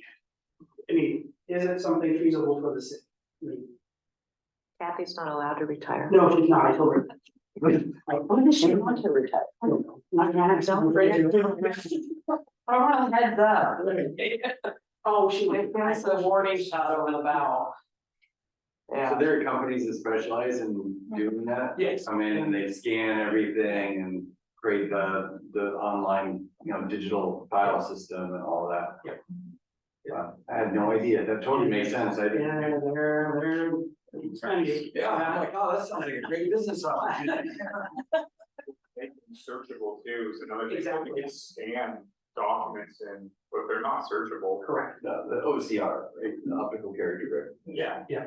But I think that technology has gotten so much, I mean, shoot, I can take a picture with my phone and it can actually turns it all into scannable, Right. editable text, right? Yeah, so the technology's gotten a whole lot better. So researching the document storage, will we have pretty soon a kind of an idea what it would cost so we can include it in the budget if we chose to? I think that was for next year's, the 25-26 budget, yes.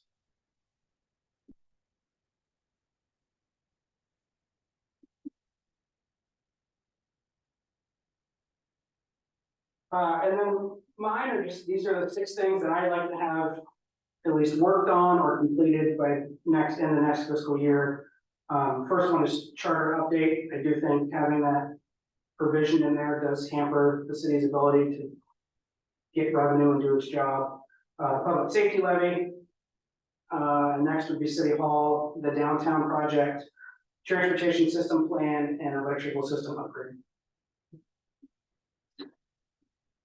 Thank you, Gordon. So a lot to recap there. Yeah, there's a lot.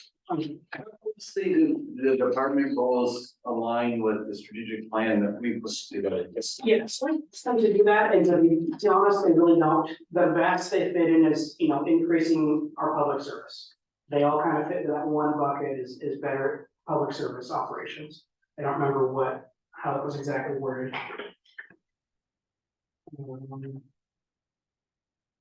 Yeah, goal for public services. And you don't have anything on here about the website under city manager? I don't know. No, but yeah, those are just my top six. We can, whatever council wants to put on that list. I guess I'm surprised that there isn't more alignment between the strategic plan and, the communities and our city council's direction with our top priorities and what the city's priorities are. They don't seem like there's alignment there. A lot of things when they break or whatever, like, Skid steer. it's like, doesn't matter if that's Yeah. a strategic plan, it's something that needs to be done, A lot of this is deferred maintenance, stuff Yeah. that should have already been done, and now We're we have to do it, and so it's at the top of this. But I can, Councilor Happy, I can see your point on, improving communication, that's part of it, the strategic plan, and so the website and getting that up and running is important. Have fillable forms, have. I feel like a lot of this stuff is like fires we have to put out. Right. Well, it's very reactive as opposed to the things in the Yeah. strategic plan for like forward thinking and ways to actually reduce problems going forward. The storage and the document storage and recall, that's one that's somewhat, trying to get us ahead, not necessarily trying to correct a broken skid steer or aging equipment. I think that falls into that long-term planning, because the city, Jordan was saying, the city has never done long-term financial planning. We just do, what do we have money for this year? Right. What do we have money for this year, every year? And We'll then it's- replace it when it breaks, which is not a good thing. I don't think it's a bad, I mean, to some extent though, I don't necessarily think that this is, like, you can make these plans for things that, long-term replacement of vehicles, but maybe we don't need to replace it at that time, so. It doesn't mean you can't start saving to replace that money right now, to replace that truck right now, like. Denise, Councilmember Baker? I wondered if we were gonna get the charter review committee minute that should have been approved at the last meeting, I think. Will we have those for our meeting tomorrow? Did you be in your packet? Did you get your packet? I did, maybe I didn't look all the way through. Okay, thanks. I think there's a Thank- packet. Thank you. Meeting, the the first meeting, not on the side. Yeah. I was off. Thank that's okay, you. but wondering which one she was asking about. Yeah. Yeah, the most recent one, no. Yeah, okay. But they wouldn't approve those minutes until the next one. Right. True. Thank you. And I'll agree, it's definitely more of a project-oriented reactionary list than more of a strategic plan list. I'll agree with that. And why did we do the strategic plan? The number one complaint we had going into this discussion about creating a strategic plan was there's no implementation, there's no execution, there's no follow through. Well, there's not gonna be any follow through, there's not gonna be any execution, there's not gonna be any implementation. If the goals identified in the strategic plan don't make it into the city's goals for our upcoming year. I agree. So, Agree with that. Well, our public works and stuff will be helping us do the revitalization downtown. They don't have it on their goals that they're going to be doing that, but they will be doing that. I mean, that's just one example, but.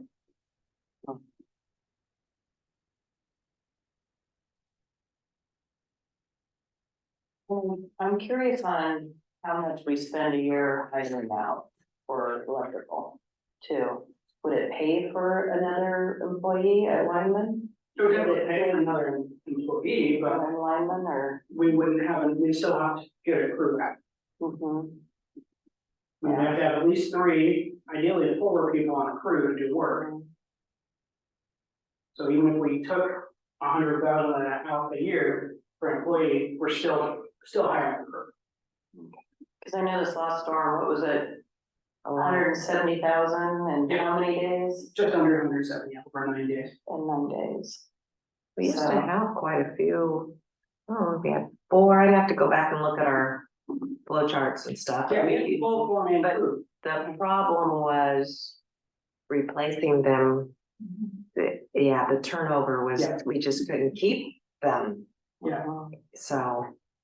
But we Because did we have, were competitive in wage. not so much Sure. that, believe it or not, linemen actually like to do their job, they wanna be climbing poles, replacing wires, doing stuff. So we could afford them, but not enough money to actually give them something to do. So they would go find another utility that was actively doing stuff, I mean, you can only clean your truck so many times. We could keep them busy in the storm. Yes, yeah, So they want that. Year. continuous. yeah, Yeah. did we wanna take a break before we hop into goals for this coming year? Or roll right in? I'm gonna take a quick minute.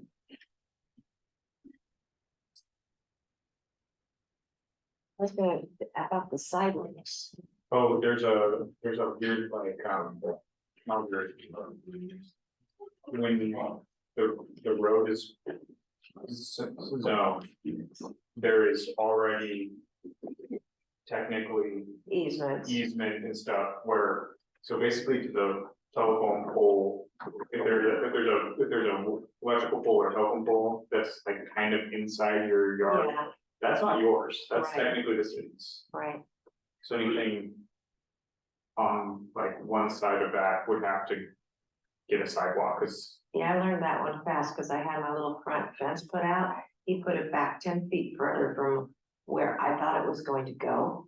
And then he says, well, if you look, and we looked at those little manhole thingies too, the water shut off. Oh, yeah. Yeah, he says, if you look, you've got one of those in the line there, and then you got a pole there. He says, so you can kind of like, okay. yeah, He says you can still park out there, but your fence so that you don't have to have it moved at a later time needs to be back here. And I'm like, okay, but I'm wondering, some of these roads, like we're talking about behind Columbia Market, that's a small road. Yeah. I mean, it's hard for even 2 cars to go by sometimes in a couple little spots. So I can't visualize the sidewalks. oh, it would carve into a lot of people's property, but a lot of people's property isn't like.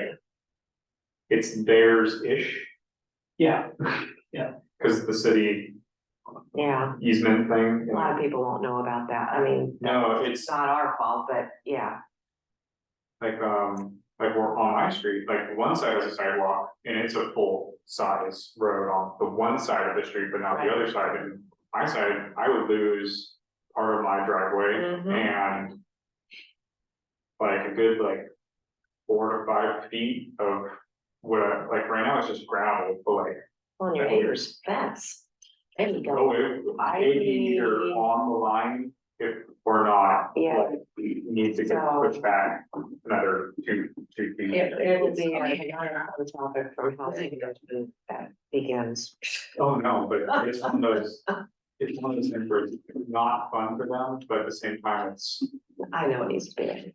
Yeah. when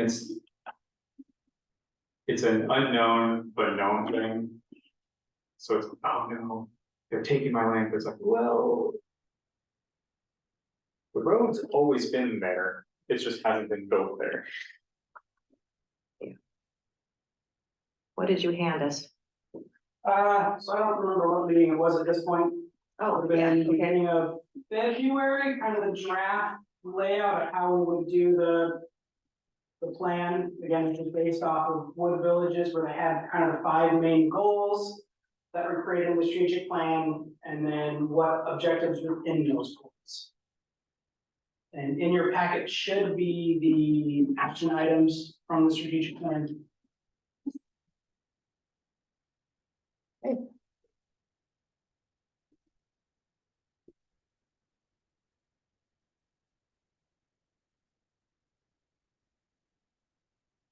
You're gonna attack us, Miss Mayor. Well. Start at the top. Start at the beginning. Start at the beginning. Or the 500 goals or the strategic plan goals, or is it in the Monday's packet or? No, it should be in today's packet, or did they not get them? I just, we have this. Thing you gave me was in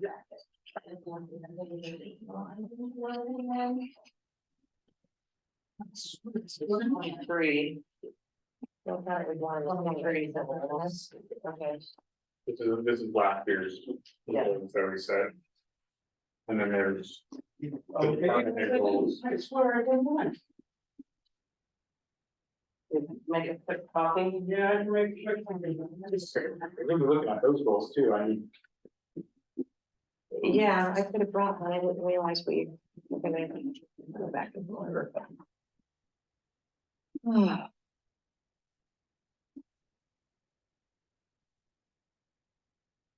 Last year we did get quite a bit done. Rate study, I know that wasn't originally in it, but that was big. that was part of the electrical improvement. Yeah, I was, so, I mean, there's a lot of things that were.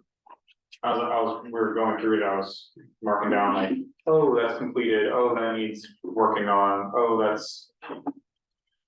In process, mhm, and like, mhm. was it, we finished 1, 2, 3 of them main ones, and then like the other one, like one of them, we kind of.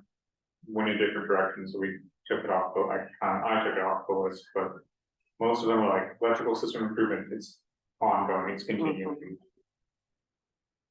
The city roof thing is progressing, it's continuing. It's evolving. Staff for, like retention plan, it's in progress, it's continuing.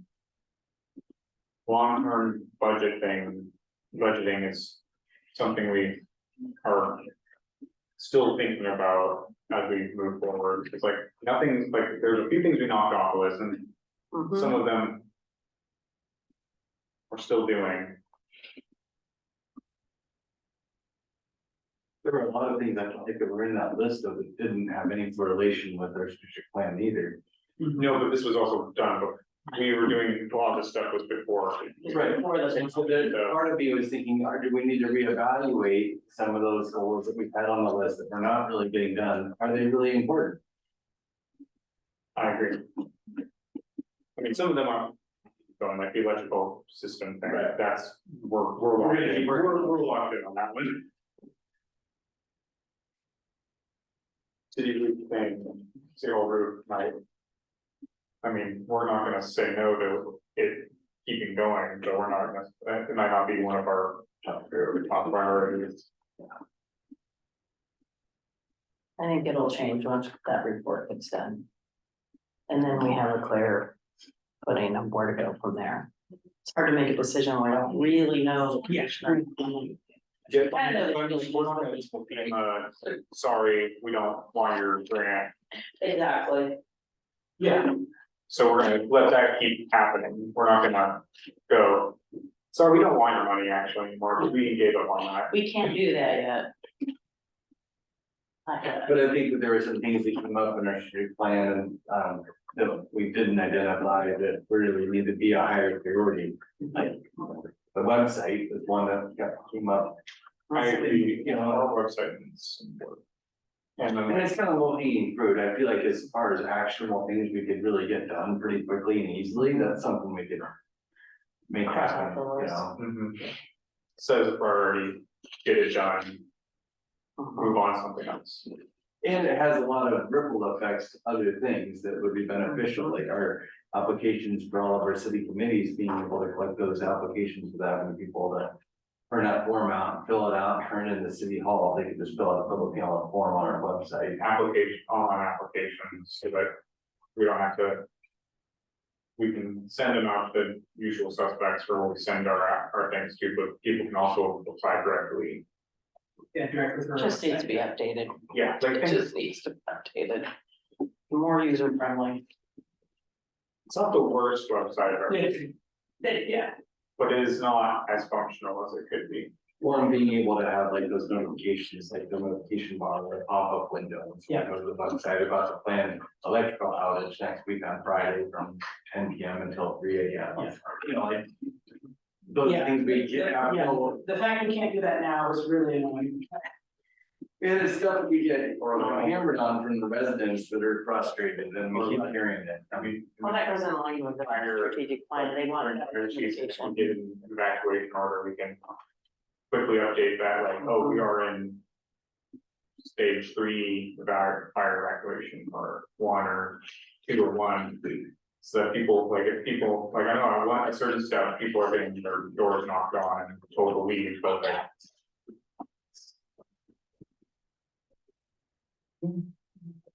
It's originally when the, thank you, when the first Cascade Locks, Facebook page was invented, was right after when people found a need and got that thing started. Yeah. Half the time I can find the city agenda on. The agenda for the meetings on the main page, sometimes there's something. We just need a new website, that needs to be fixed. Updated. Okay.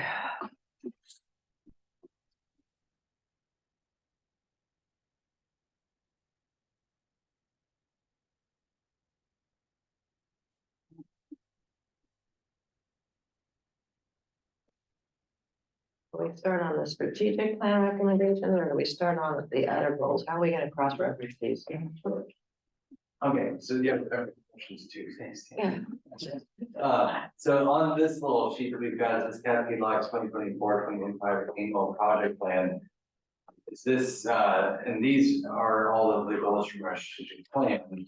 How does this correlate, the annual project plan, is this, the same as or different from our goals? Same, So, yeah, and we can change the title of it, yeah, You're just trying to format it yes, in this manner. Yeah. Okay. yeah, I just, you got 5 main goals from the plan, what projects do we want within those 5 goals? I mean, it can be something you deem fits in that goal, or we can pull it directly from the action items from the strategic plan, whatever council wants to do. I mean, I guess a lot of the departmental goals I see here, I just feel like those are more tactical. These are things that like part of their operating plan for the year. These are things that need to be going into the budget, but I don't necessarily think that they're the high level goals that we're trying to be setting as council for what we want the city working on, right? You know what I mean? Yeah. Which, to be fair, I don't think they've ever been asked that before. So when I say department goals, that's what they think, is these tactical level projects. I'm glad they come up, but, Yeah, And I think it's incredibly important. We do need to be apprised of, what do they need to be able to do their jobs? And obviously, council, these are the things that we're asking them to come make reports to city council that I would hope that they're bringing to us on a regular basis. But yeah, I think that there's a distinction though, and I'm looking at kind of the goals that we're setting for the city versus the departmental goals. yeah, I agree.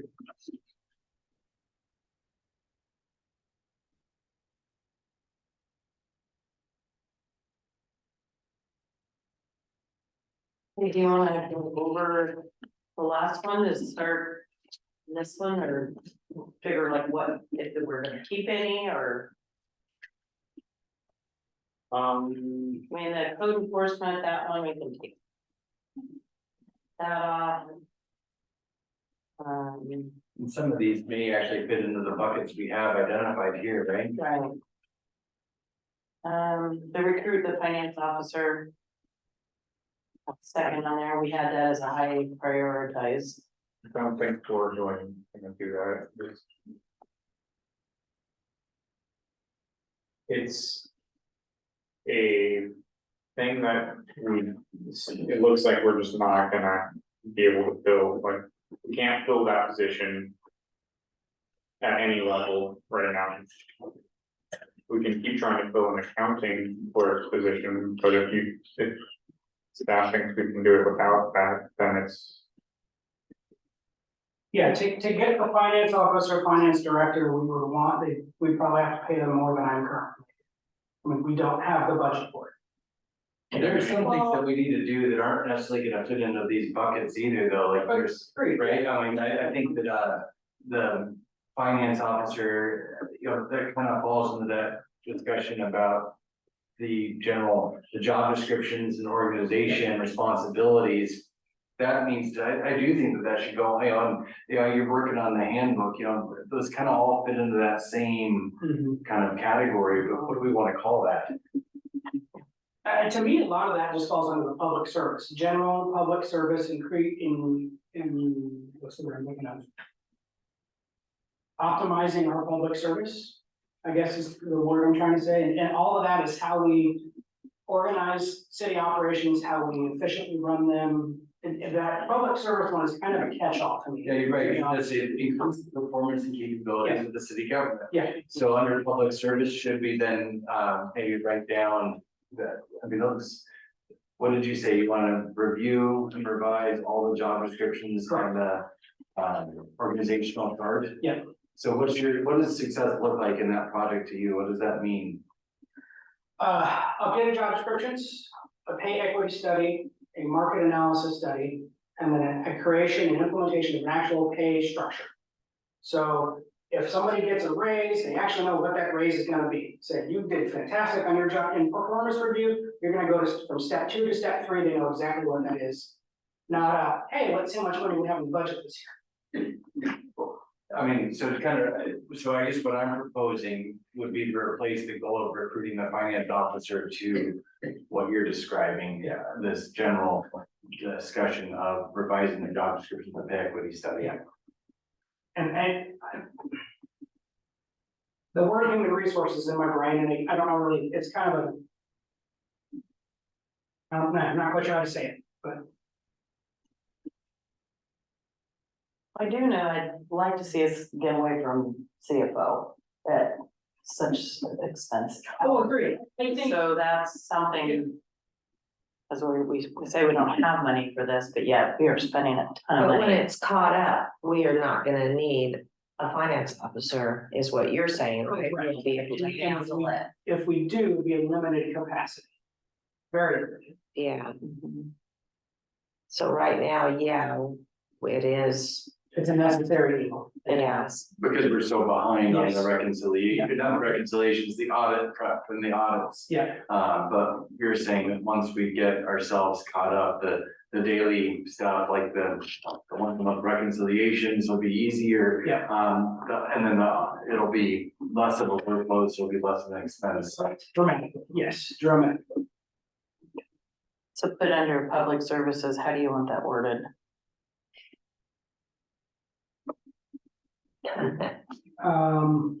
This might be a little too broad, but review and update organizational structure.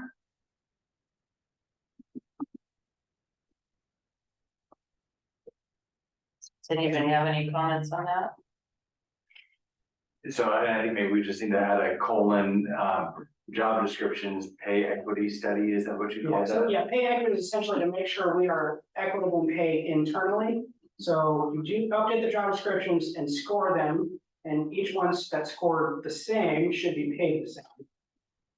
Which, to be honest, terrifies me, but And then that kind of ties in again into the org chart for city staff, correct, right? That Yeah. was something that you felt like we need to revise correct. as far as who's doing what and the cross training. Yeah, mainly in city hall. Yeah, Yes, right, sorry, I Okay. just want, we're not like in public works or, we've had discussions about that, but I think that's not this fiscal year. Cause both Derek and Sheldon would actually like to have some kind of department head, because we are asking them to do way more than what they should be doing or what we pay them for. I think that, what is the other one that we talked about on there? You're talking about your goals,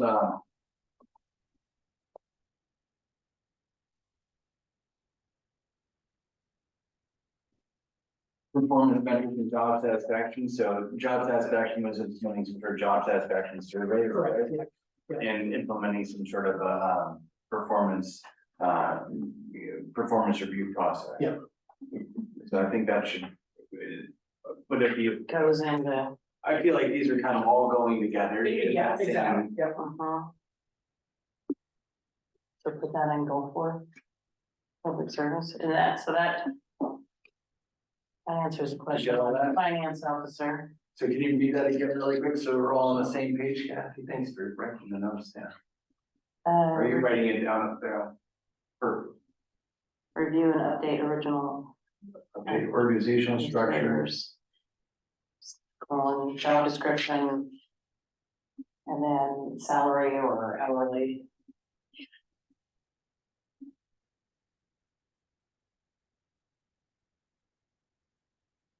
Would everybody be in agreement with that? The only thing I was gonna add was, Can you write, I guess be a little more clear on that, you know, performance reviews and status, and it's job satisfaction survey? Thanks, Jordan.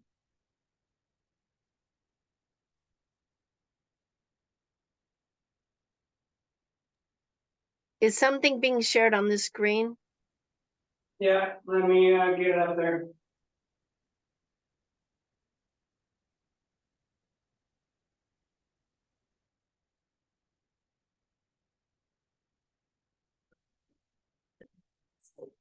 What's your name? You didn't say salary rates, there was another word you used for that, it was,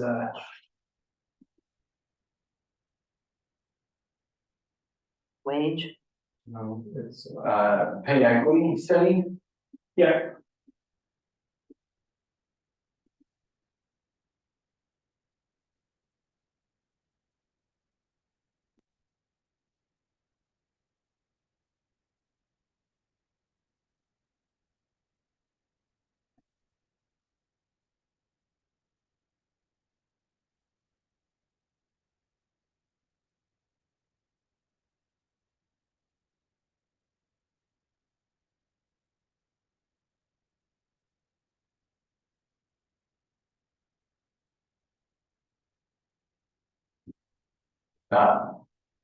Boo, oh, there we go, cool, thanks.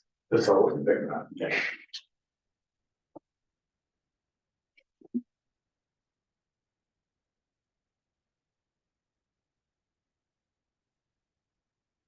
When are you wanting to start doing this, Jordan? as soon as I can. At least in terms of the job description and equity. If So we- you if we can get mark it this, this year. so you mark this in July. Yes, as soon as it's approved in the budget, I'd love to get it started. that's what I was just gonna say, you kind of, there's a couple of things that you need to make sure first. Okay, so one, I think we're pretty much in agreement about not hiring for finance officer and once getting caught up, just using that person for audit times, but also the decision needs to be made if you're going to be getting a part-time or full-time accounting clerk, so that you know if you're adding duties into the staff that's already here, that's going to affect the pay scales that you are then gonna need to come up with. Yeah. So that decision needs to be made before, about the clerk, before you can do any of that.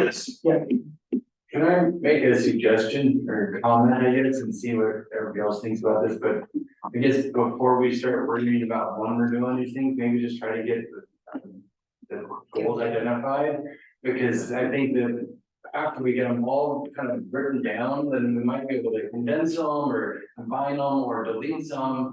And then we might be able to prioritize them, and some might need to happen before others, but it might be helpful just to kind of get them all just down on paper and then we're gonna go from there. Sure. I mean, that works for me, yeah, okay. because I love it how. Yeah, exactly. It's like, oh, let's just do it all in July. Everything in July. I do know, it was brought up about our website, that's citywide communication tool. That was on there, it seems like better communication does line up with a strategic plan. So if we could, Yeah, their goal to communication network enhancement yeah, is all about the city communicating with its residents. And as far as things like the electrical system and wastewater system improvement project, we need to put those down as goals, because No, it's they're- gonna happen, right? Those are Their projects, not goals, Yes, yes. okay, thanks. So I'm kind of just going through the old goals first to see if there are things on there we want to carry over. And so That kind of gets us to the second page, long-term budget forecasting. Again, that's sort of a project I feel like not a goal. Well. We need to do it. There isn't any, programs in place right now to do long-term budgeting forecasting. Part of the challenge, we need a new whatever fire truck in 15 years or whatever, or skid steer. I guess But it is. Go ahead. Tom. to do that correctly, we need to have like, we need to know. Where like. We need an inventory of the pipes, we need an inventory of the streets, we need an inventory of the electrical system, like. What is, where are things at and like their longevity and their. Like in all of those things, so you go, okay, well, you're gonna need a new truck in 10 years. Or 20 years from now, because it seems like everybody's trucks need replaced. Every vehicle. So we need to go, okay, so since we're replacing that truck now, we need to also think about. Getting those fixed and like, oh, that street. Those 4 streets are the highest priority, but where are the other streets behind it? We need to make sure that we start saving to do those. Right. So we don't know any of that until we have full inventories. So that seems like maybe something we could put under public services. And I Yeah, do just feel like like an inventory of everything. Now each department doing inventory of Mm-hmm. the things that they're responsible for and the tools they use to make those things happen, get the thing done. and where their lifespan is Yeah. currently and. Inventory, condition, replacement plan, lifespan, yeah. Is that something we want to see added under public services?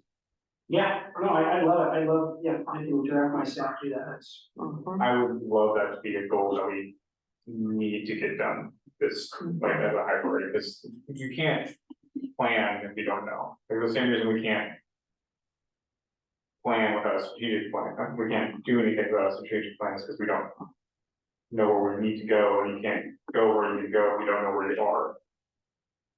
So it would be consensus of council to Add that under. add that. Okay. Anything else and Well, we the see, vision plan? Denise or Bush raise your hand, what would be? I was gonna say, I don't know if we can get sort of notification, we can't really see the screen. I can do this, but. Oh, there we go. Oh, Thank you. chime in, Sweet, so I get this down to medium stuff, right? It's a strategic plan, we got that done. Mm-hmm. Is there anything on the medium or low that we want to carry over? The law enforcement thing is still something that we haven't figured out. Everybody agrees that we need more enforcement. And where is that on the goals? Bottom of the It's on page. increased law Oh, it's enforcement on, presence. but it's in the number. Mhm. On medium. Maybe we looked into that and we just found that there's no money to do more. This year's handout, not that the sheriffs could even facilitate. They couldn't meet their contracted obligations. Well, that hopefully is changing as they get staff. More staff. That's what Yes. it's not in order. But if they're having struggles right now with what they've been contracted, what makes you think that we could get one other officer to come in here? If we, I mean, like, it just makes that like, it's more than we want to spend, and they are kind of struggling to fill our current needs.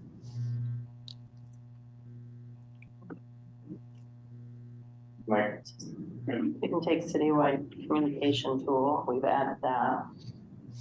What about, we had on there medium, increased recreation, education opportunities.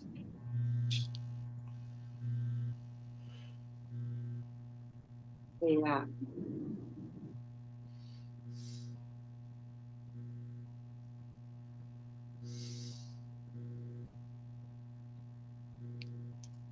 Came from the Hood River Parks. Pardon me?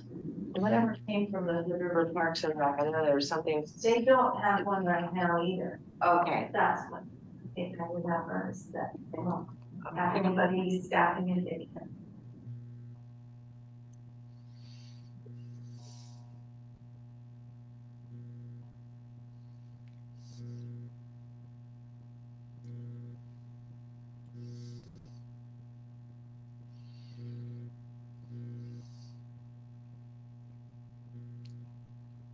Anything else on this list? 23. I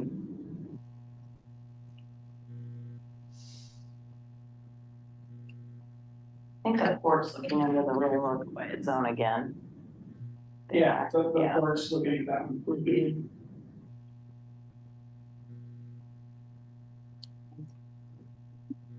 We're already on the street lights. Forest Lane, we install that big thing.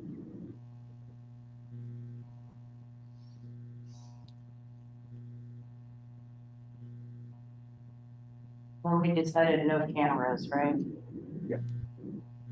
Like, about our discussion before the meeting and the bathroom downtown, I think something needs to be done. It was just there. That does go into the downtown revitalization. Okay, yeah. That makes sense. Mm-hmm.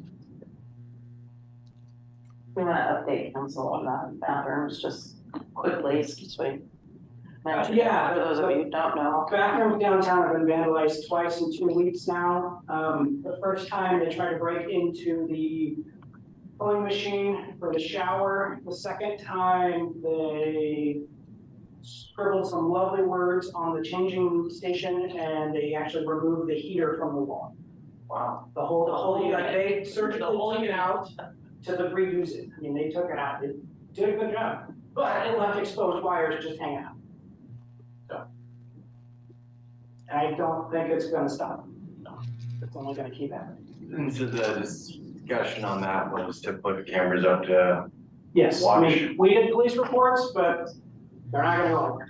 I mean, so are we putting cameras up to? that's, I'd love to have the council discuss it. Is there a place we could put a camera to watch the bathroom? Yeah, we were talking about that staff is the best spot to do it. We were thinking actually maybe across the street on the old fire department. We'd have to get permission from the Hooders, but that'd be something to figure out with the camera company also. So. But I mean, People might be less to vandalize if they're on camera. yes, but we have to. It's just a hopefully- deterrent, doesn't guarantee. Yeah, hopefully put the cameras up high enough so people can't get to the cameras also. No. Oh, go ahead, Denise. Denise, are you gonna say something? I was gonna say yes, and maybe a sign that says, you know, one of those, you're on camera outside or something, I don't know, to remind them. And Butch, can you be on mute if you're not talking? Because there's a buzz that's making me crazy. Thanks. I know we do have to have a happy medium because we can't disclose it. There was a business that called this morning and she was really concerned. She's like, I don't want to turn away people, but I can't be the public bathroom for everybody. Can we get it opened? Is there certain times we can post? So like I said, we'll bring it up. I have a question about the bathroom showers. Is there, do you think the point operated thing was vandalized? Because people think there's money in it? Yes. So if we got rid of a thing that might have money in it from inside there, it would deter people from trying to break it? Yes. You have to close the shower. You know, we could do a card based on. Card, like parking, yeah. Or does it have to be charged? I mean, like it's, you don't charge people to use the sink for water. I mean, I think that's a subject we can get into. And, Oh, let's yeah, just evacuate, this could be, we could spend a half hour on this. Keep moving on. Yeah, they're good questions. They're good questions, but. You got to project your ass there. It's a subject council wants, it can really just be future of downtown Backer. And leave it. There we go. Yeah, because it's not going away. No, and we do need to try and problem solve it, so businesses aren't being burdened. I don't know if this is where I could throw this in, but I'm gonna try anyway. The other thing that has come up and seems to keeps coming up is that we have no tire inflation for vehicles, and here we are trying to make this more of a tourism town. Then someone comes in, gets flat tire, or just finds out they need air in their tire, and we don't have anything. So they go online on the Facebook page saying, does anyone have a machine that I can borrow? And I'm just like, come on, there's no place in town to fill up your tire. So I'd really like to revisit that. When Gordon investigated it, he called the coin machine place, and they said they would only do it, only have us a rented one if it was at a gas station. Both Shell and Chevron have pulled theirs. Because there wasn't enough room for vehicles like RVs. If they came in and went to the machine, they would block the pumps. And so they got rid of them. Well, the rental place, we offered the roundabout spot at the cemetery. And they wouldn't even put it there right next to the EV charger. We thought that might be perfect. Nope, it has to be at a gas station. So I don't know if there's any other options, buying it right out, renting one, leasing one, to lease to own option. But I think if we're trying to make it more tourist, you've got to have bathrooms, you've got to have places for them to mildly repair their vehicles. They have a bicycle pump next to the bathrooms, but can't use that on your car, I think. But that would have to be consensus of you guys, but I just thought I would bring that out. So anything else on our 23 list that? Well, I think we pretty much touched base on.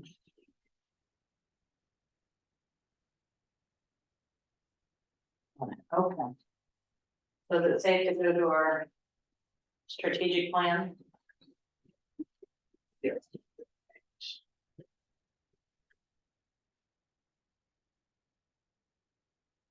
Councilmember Miller and Baker, do you both have a copy of the strategic plan?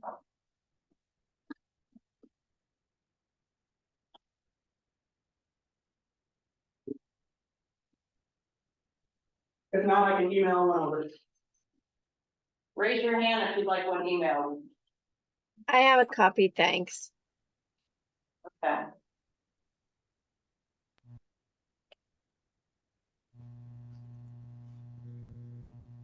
Councilman Miller, you have one as well? He's on mute. Oh, you're on mute. It's good. Oh, okay, good, thank you. All right, goal number 1, increase participation in local economic development activities. So it looks like some of these are short, medium, or long, and then we also can see ease and impact. So if we're looking at goals, we can implement things that have a lower number of ease, but a higher number of impact, and are short term, would be some idea being. Yeah. Seems reasonable. Yeah, and I mean, unless the goal is to at least start the process, it requires research, I mean, to get the ball in.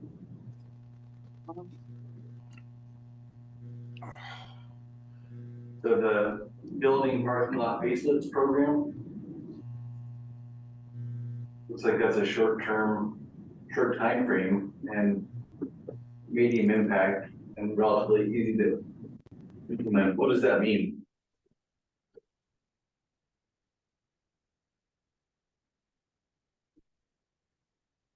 What the face of the program It uses as 1.3.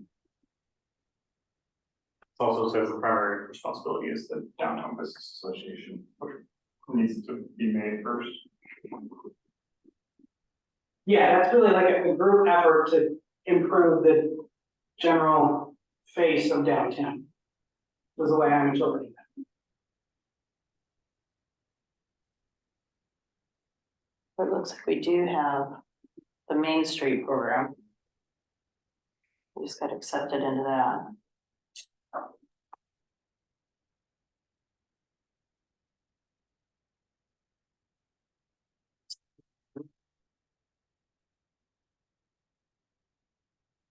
What about 1.4, the rear? We talked a little bit about that. Would that be beneficial for the Main Street program and some of the other initiatives that we're trying to?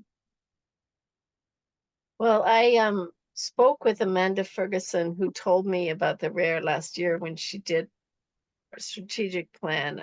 And because she used rares a lot when she was a city planner, she said it might be best to get one in 2025 to implement what we're doing with our grant this year. And the Main Street is a nonprofit now, and it will work with jumping in on all these things. So I don't know if downtown revitalization, if we have done enough in our plan, or if that's coming to see what does the community want? I mean, do we need that survey?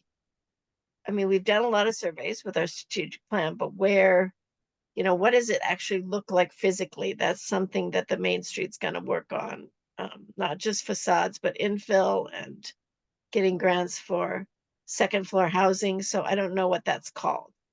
Do we need to? I see on our strategic plan, it says parking plan, signage plan, downtown Councilor- plan, right? Councilor Baker, isn't the rare, refresh my memory, the rare, if we wanted to implement that in 25, do we have to start that process technically this year? No, you would apply, well, I suppose. I have to look again. I think they start in the fall maybe, and you would apply by February, April, I would look.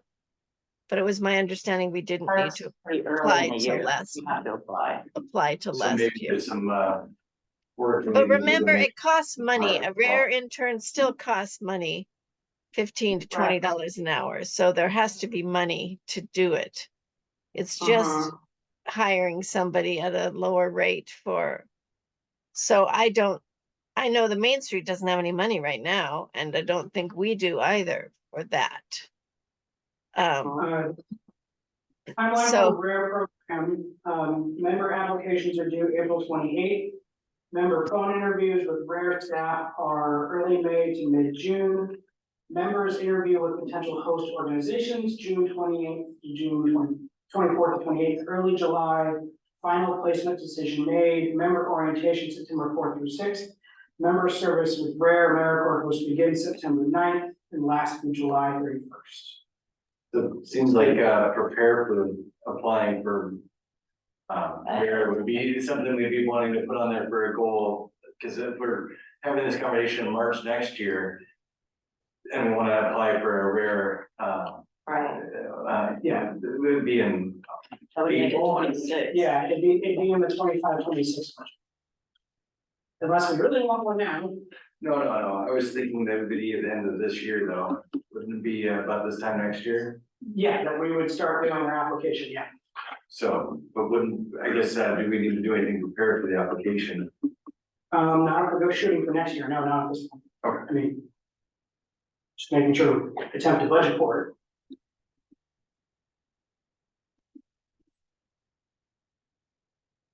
Maybe we can get it on the low. Just as a placeholder. I see what he's saying. He wants to make sure because we do the goal setting each time and we're right close to when you have to put your application in. And then I'm like, well, let's do it next year then, but then we're right back to the same spot next year. I mean, That's next my year, concern. this meeting should be in January, to be honest. So next year, this meeting will be 2 months earlier. Okay, well, that makes sense. Yes, we have behind schedule on these meetings for the last 2 years. That would work then. Well, we're gonna pick part of our goal. Yeah, We're good. Make it happen, January. All right, So are we Um, going to say, collaborate with Port and Main Street for downtown revitalization on vacant and properties, and or what are we saying about how are we going to help rebuild downtown, revitalize it? Okay, Well, yeah, so the first step is the grant we got, the DLT, starting with doing that project, I think is step one. In conjunction, working with, as the Main Street grows. Whether that's a Main Street, I don't know if a small business group pops up, but for the city, doing that plan is step one. But that is supposed to be done in May, was that, May of next year, of next year? yes, it's about a year and a half process. Oh, okay. Okay, I So the official misunderstood. kickoff will be in May, and then doing the code review, parking assessment, wayfinding signage. Probably, yeah, May, June of next year. So goals in next year will probably have what we want to do from what they're accomplishing now. If and after the plan is done, yes. Yeah, okay.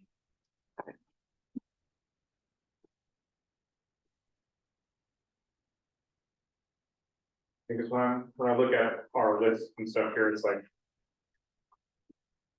After that, most of it's just like, it's like pursue grants, that focus on this thing, pursue grants that focus on this thing, pursue grants that focus on that thing. After you find what those things are. Exactly. Yeah. I mean, well, and we have some things that we, and we have some things that we kind of know, like the trail. Like. Stuff where we improve recreational, like in that part in the goal for VR4, like 4.3 and stuff is like. Bicycle path, like, Yeah. we know we want those. But we need to figure out where they fit into the bigger scheme, but like. The mass transit stuff. Bike pedestrian infrastructure.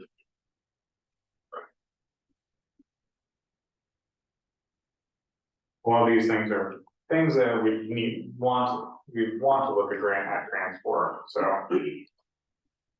I guess on the rest of the. Goal for the downtown revitalization for this year would be just make sure that this grant that we've already been awarded. Goes by smoothly. I think that'd be the biggest thing, yeah. Just, we can't fix it without planning. In terms of 3.3, mass transit options, the ODOT is opening up their transportation management grant again. So for our transportation system plan, which they recommend updating every 5 years, ours has not been updated since 2001. So I am gonna apply for that grant. okay. But it is about a 2-year process from applying for the grant to having a completed updated plan. Is that what was on your? Yes. Yeah. Yeah. Okay. I was wondering what that was, okay. And that includes roadways, mass transportation, pedestrian pathways, it's the whole thing. And you have applied or you're going to apply? Going, we have a meeting with folks from ODOT Tuesday morning. Okay.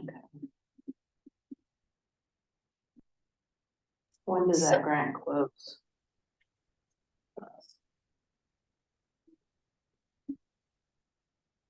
We'll just be applying before it closes. Yeah, so the pre-application was due April 1st. Okay, And then the actual formal grant period opens May 6th. and then when are they making a decision?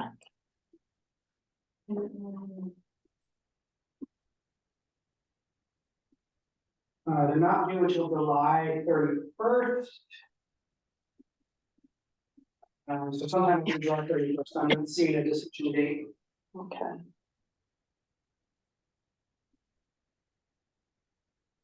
do we want to just say, so we're not repeating ourselves, that we like under downtown revitalization, that we support the 6 tasks of the downtown economic development plan?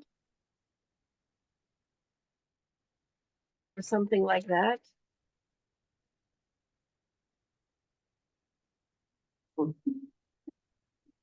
First of all,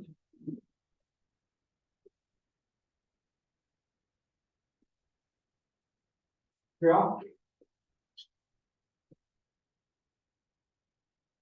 can I talk about the levy? The goal? Yeah. Yeah. Number 1 on there. Pretty much the way to do the levy for police too, For what? or sheriff. Oh, I'm talking gonna about- see, yeah, it's- Well, we should. We need to make sure that we have the one thing we definitely. I know, I'm getting ahead of myself, it's. Are we still talking about downtown or? Yeah. Mm-hmm.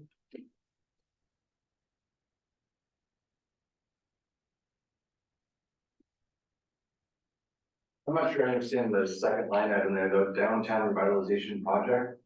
Well, that's the grant, just ensuring that that grant gets completed for that project. We added a grant to that? Yeah. Thanks.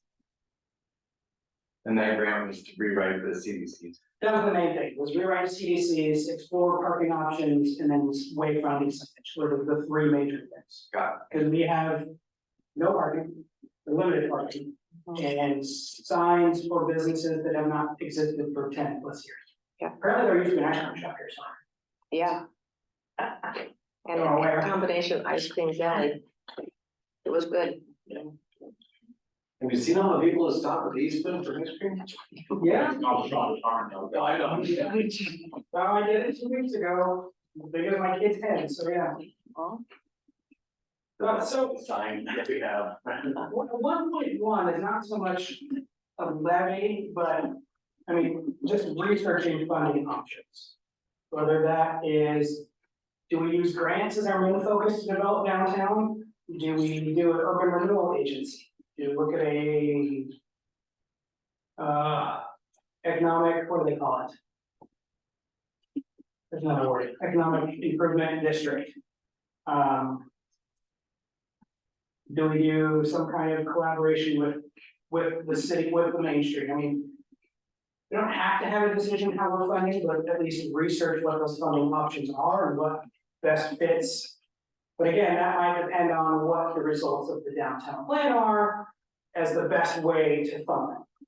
So if the goal is, we have parking lots owned by private businesses and we want to use them for public parking, what is the best way to make that happen? Does the city buy them? Do we rent them? How do we fund that? Is it grants? Do we put it in our operating budget? I think that project is probably gonna be the first thing needs to happen, right, so we can get some clarification. I do think bathrooms are separate, because I think the future of the bathrooms and Yes, I agree. So are you suggesting we put under goal downtown revitalization to research funding options for revitalization? I think you wait until after the project is done. I think just like the brownfield study for City Hall, it will give us a guideline on the best path forward. I would like to add to communicate and collaborate with the port and Main Street Cascade Locks, because I know the port has, or I've thought I've heard, they could possibly buy some properties as well. So do we want to put communicate and collaborate with? I think that's a really good. point. Local. Yeah, because if we look at the primary responsibility for a lot of the goals we've identified in the strategic plan, how many of those actually say city? Most of them are, DBA, we've got the port, we've got, there's ODOT. Tourism. Yeah, so I think that communication and coordination is an important piece that probably needs to be specifically noted in our Yeah, unless we actually have the funds to go purchase land, other than updating the code, there's not much as a city we can do, so it's in the hands of other people. So I think that's a good point. So how did you say that, Denise? You're muted, Denise. Thank you. I said the port and Main Street, but maybe it needs to be broader and we communicate and collaborate with other, Communicate and collaborate. Relevant parties, pardon me? with relevant parties. Then? Good luck. Relevant partners. Very good. Okay. I'll check, yeah. I think that's- Have to do it after the fact. Yeah, exactly. Say, do it at, hit the little corner and then just do it all. Copy the word. Yeah. Maybe we can put it in parentheses though. What'd you say? You said the port, Main Street, downtown business. downtown business association, Oh, got it. ODA. Main Street.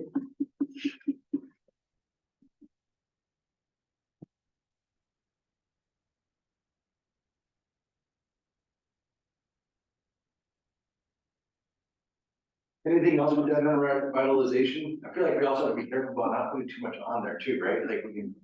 Most of these things, I feel like, hinge off something that's could be in the future.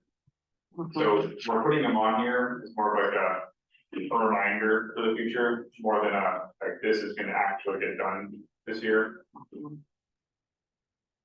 Future of the bathrooms is one thing that is, we should talk about, the downtown revitalization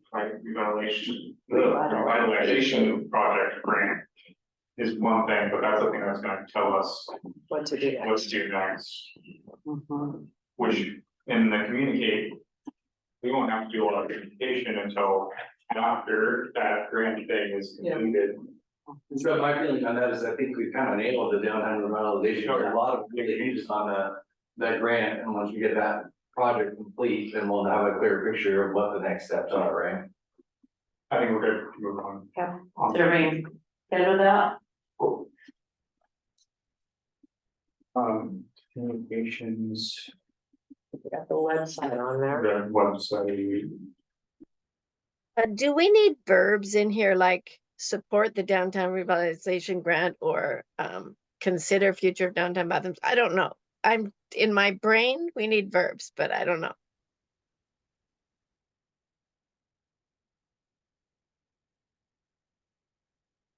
I think at this point, we're just getting the main points down, we can wordsmith it there.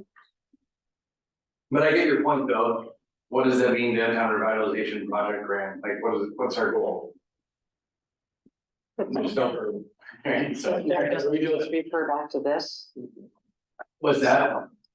I feel like what we're writing on there for expanding, we would look back in the strategic plan for the detailed More clear answers direction on. rather than duplicating our verbiage on their end. Does that make sense? Yeah. So if we do the working on a website, isn't that something that would help us with translation services as in CN 1.1? Mhm. So that we would have that in there.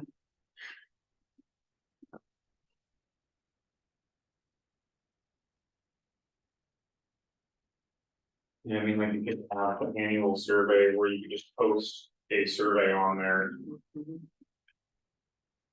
that people could take at any time. I mean, it gets a little, like, Yeah. people redo it too many times, and you get a little bit skewed thing, but I'm sure you can look at like. This month, people really were concerned about this thing, and next month, people were more concerned about. You could look at, like, you can get different metrics, it just doesn't, because I know people. Around here, like, they get a little, at least recently, I've been getting a little survey fatigue. But it was just on this website, Mhm. there was no pressure on, like, when you complete it. It's like a comment box kind of thing, drop off. the Yeah, like, comments. we can keep it, we can make it like general survey and that has a comment section at the end or something where they can write whatever they want and we can. I do know the community picnic once a year, they fill out a survey, they have for the last 3 years, and we've got really good participation on that. Yeah, but I'm not saying we shouldn't do that, But or we just also like, 'cause that's like a one, like included, you yeah. hand out a survey for people to complete there, but like. Right, If people also wanted just to go to our new website, which has just a interactive, like, a like digital survey in some like Mhm. section, like, what are your thoughts on the town, fill out a survey, right. you know, kind of section, then we can use any data we get from that to help boost. So it sounds like everyone's in agreement that website is really important. And can we add in there, you know, with translation services? In parentheses, Well, so that- or website, per website? Yeah. I was just gonna say, I asked my son about that, how they did that at this company, and they said that they have translation packets that they have to purchase that do the translations. But he said that there's a lot, you have to really be careful, because you can get sued because would be an example, like he has to do all different foreign countries. So like France, for example, there's kind of like 2 ways to talk French. So you have to really be careful, but that the company buys a packet and that takes them off the hook for any liability of anything being translated incorrectly by accident, you know, you're calling the grandmother a fat cow or something. So, yeah. So, The context is. yeah. If you've ever used Google Translate, sometimes things are lost when you're just doing an automated translation. Translations and art, not a.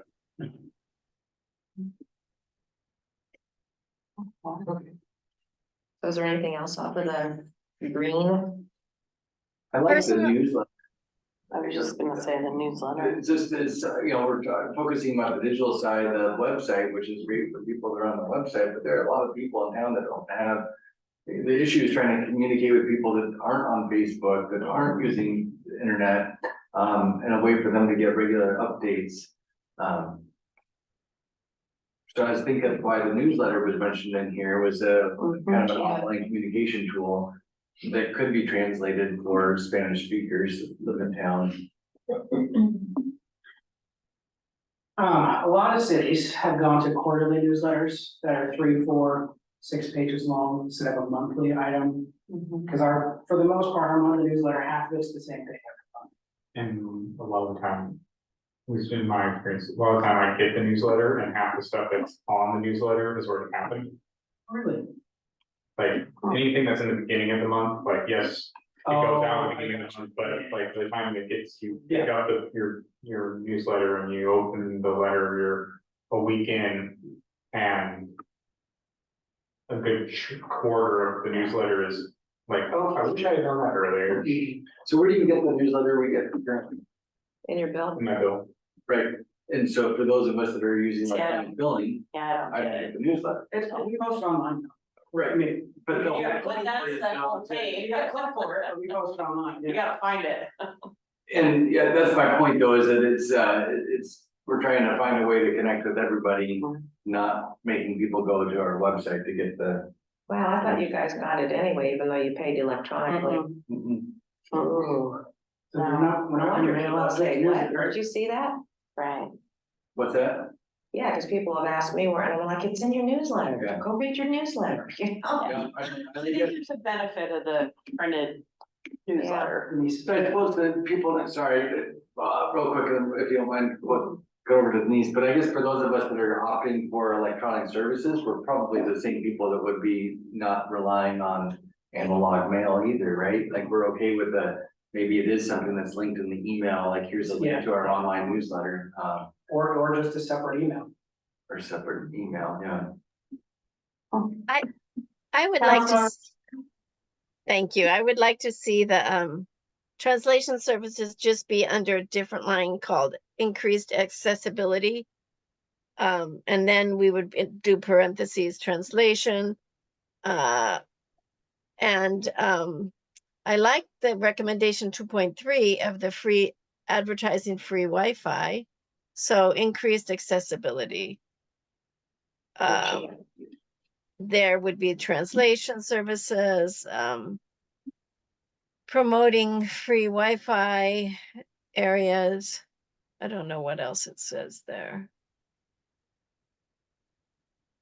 Yeah. Something to look into. So we have to look, that's like looking into that.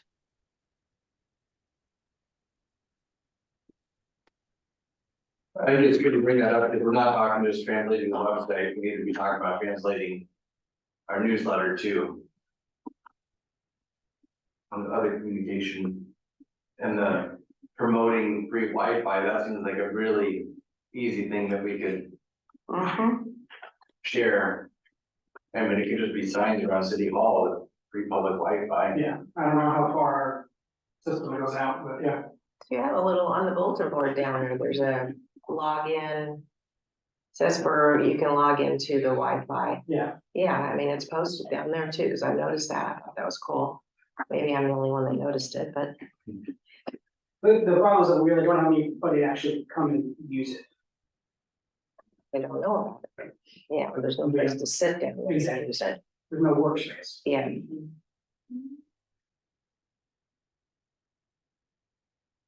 And maybe that's a collaboration with the school district, I don't know. They have students that don't have internet access. You know, on the weekends or something, I don't know. the library is a great place. I hope everybody knows about the library. Yeah. Granted, their hours are kind of often on different days and stuff, but they have all that stuff there. And free copies up to a certain amount. What about 1.2? Actual in-person events. I know the community picnic, that's once a year. Done it for the last 3 years, seems to be. Council members have come. Met with the public. I've done some events with Buddies Arcade for different, that seemed to do well. People would come in to bash the mayor, that what it was. It would be mayor or something, but we did them fundraising for different nonprofits, but it seemed to work well. So, and then I have met with some for coffee as well, but as far as council goes, would opportunities to get you guys in front of people and so you're accessible, or Yeah, I think that's good to bring that up, because we need to have more opportunities for people to engage with us and us to get feedback from people too. I think if you can, it's hard to go to every event, but if, you know, like community picnic, there's gotta be some way that identifies us. City councilor, whoever, but also maybe if it's like the egg hunt, if city councilors showed up to egg hunt and The museum. museum events. So maybe just, like I said, you don't have to go to every single event, but maybe try coming and introducing yourself. And I know originally with the community picnic, that's what it was designed for, to people come and meet your city councilors, mayor, court officials, and come and talk and not talk about COVID. That's when we first started, so, but I still like the idea from a long time ago that, well, I don't know how long time ago, but about a street dance kind of thing. I still think that would be an awesome thing to do. so like increased events. So that could tie into tourism and their goals. Yeah, So, I still think that'd be fun. Also, with things coming up on the ballot, I don't know. Maybe talk amongst yourselves with this, if we want to do a town hall meeting prior to people voting. Because we might have a few things on there. I don't know. You definitely should. well, just an opportunity for people to ask questions. Yeah, but I mean, you have to be ready. It wouldn't be a fun, you know, dancing or getting raffle tickets. Well, I guess you could put a raffle ticket in there, but, you know, it'd be serious Tickets are stuff. a big draw. They are a big draw. Yeah, so, I don't know, but I'm thinking people are gonna be, what's this mean? What am I voting on? Yeah. I do like the idea of like maybe once a quarter or like every few months, like doing like one counselor does, cause like the mayor, contact the mayor and like stuff like that's great, cause it's contact with the mayor. But like, or people need to see us too, because depending on who, like, you align yourself with or relate to in the council, you might not come to coffee with the mayor, but you might come to coffee with Pete or Mr. Happy or Mr. Miller or, you know, Tamara, and like, and to get your viewpoint across, but I don't think we should do it like, we shouldn't sign ourselves up for like, once a week, you can talk to one of the Right. the people, but like, maybe like Right. 1 month it's Pete, 1 month it's Tammy, and then we can figure out like, and as long as we pick ahead, like way in advance, then like you can do like once a month, there's a different counselor, and then like it'll repeat itself eventually, but by the time that comes around, it's been 6 months, because there's 6 counselors. 6 counselors, and Yeah, you can pick different restaurants or coffee places to do it at too. and then different venues. venue, like Every time of day. different time of day, day of the week. Different organizations. I'll take Happy Hour with Mr. Happy.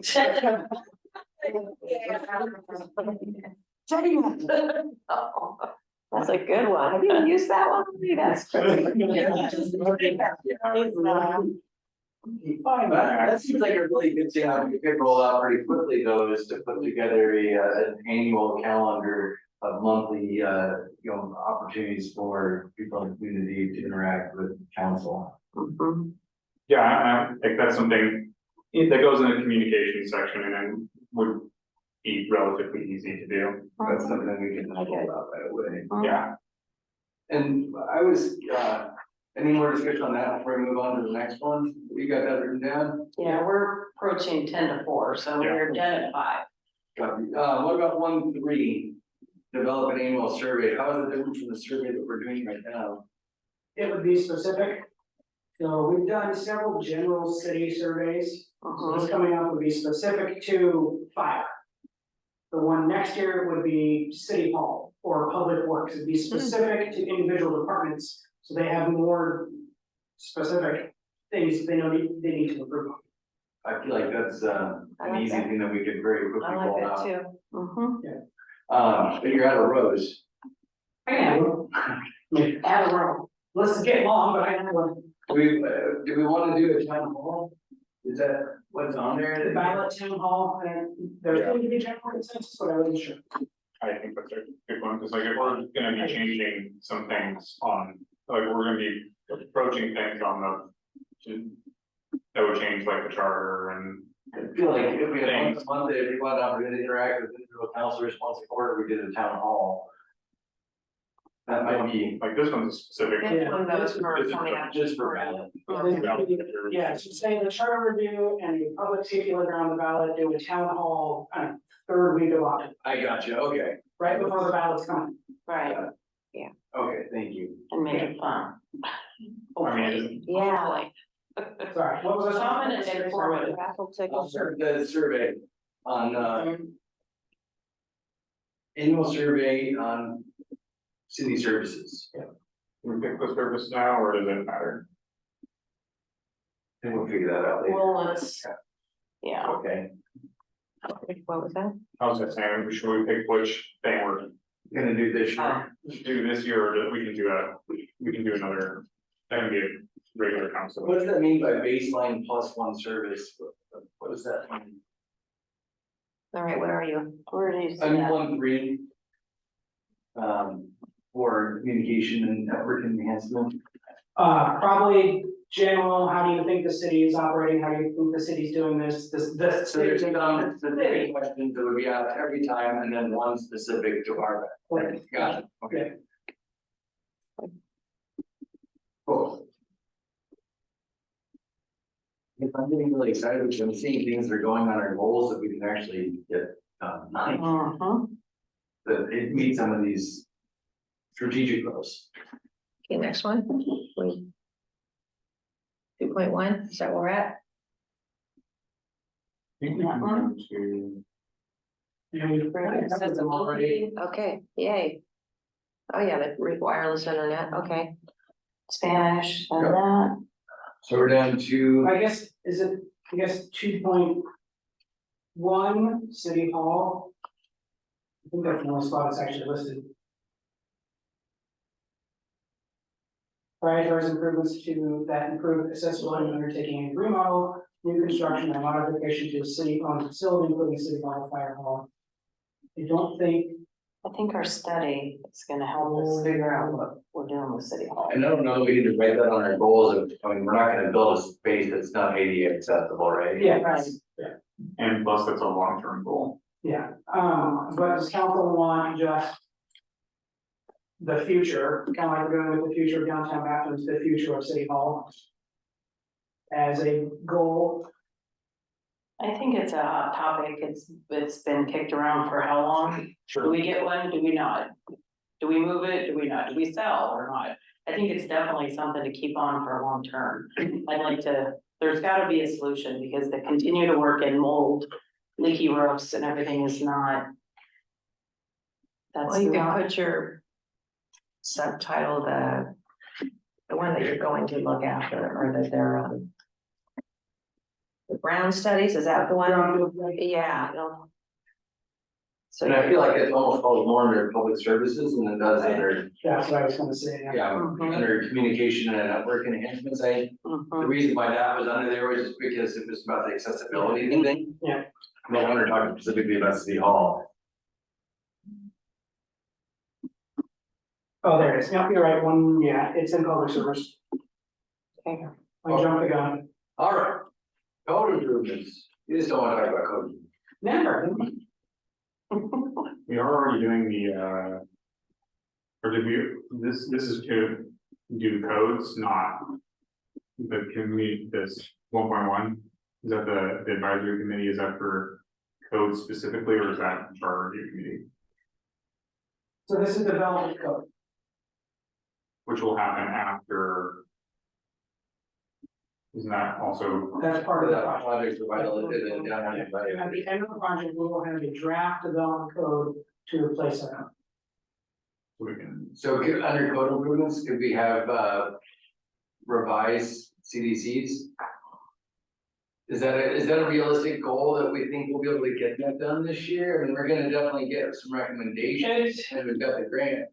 I don't know if it'll be to the point where it's implemented by the end of 2025. Or I guess June of 2025. But it'll be close. So we should put it on here as a goal. Great. Mhm. Sounds like we're gonna get most of the work. We're gonna try to have most of the job. Yeah. By the end of that project, yeah, we'll have a draft, a recommended draft. To replace our current codes, but then we still have to go through the whole public hearing process through the planning commission on it. Right. So that would be the next step. and that basically covers 1.1 and 1.2. Yes.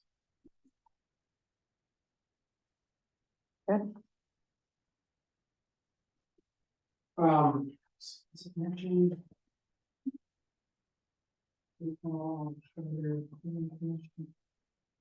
Okay, yeah. Somewhat 2.1.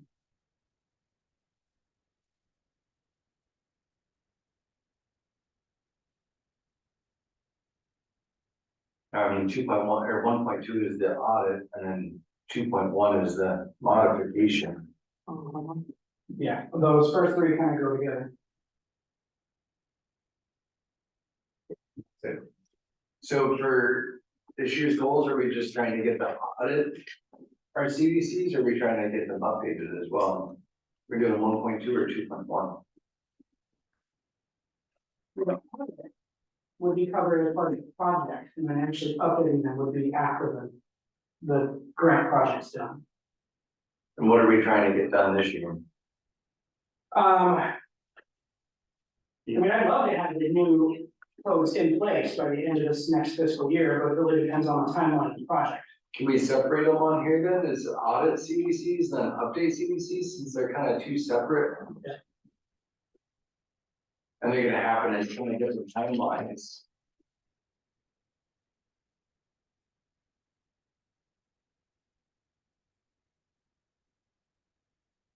I guess we implement updated CDCs. Well, I think we could use the same language here, modify.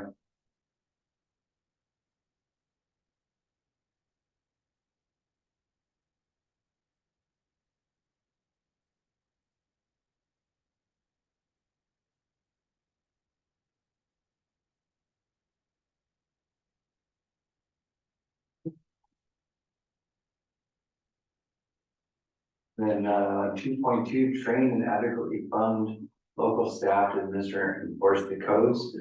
So that would be after we've audited them and updated them, then it would be making sure that the code enforcement officer is.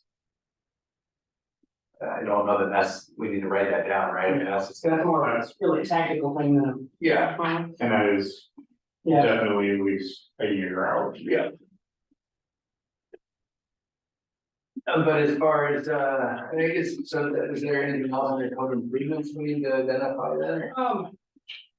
I think we need to do an audit and a modification of our nuisance ordinances or nuisance codes. Because we've really been talking about our development codes, which talks about land use and how you build things and how they're structured, with driveways and whether it's a what's the drive-through restaurant is allowed, building height, but the actual codes, the nuisance codes are outdated as well. When we were talking about the whole street vendor, the coffee cart, we have them mentioned in 3 different codes, and they all say 3 different things. We have codes that do not match each other. So how would you, so you said audit nuisance codes and update nuisance codes? Yeah, Yeah. or I guess city ordinances, I guess. Yeah.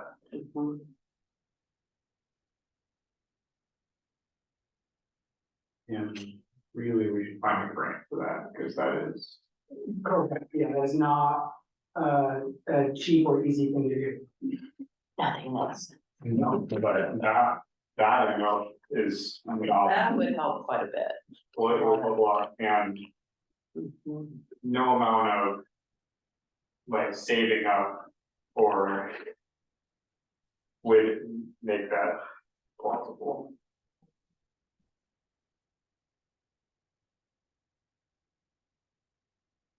And if we did up those, it would help with the revitalization of downtown. We wouldn't have vacant buildings with blue tarps on the roof and.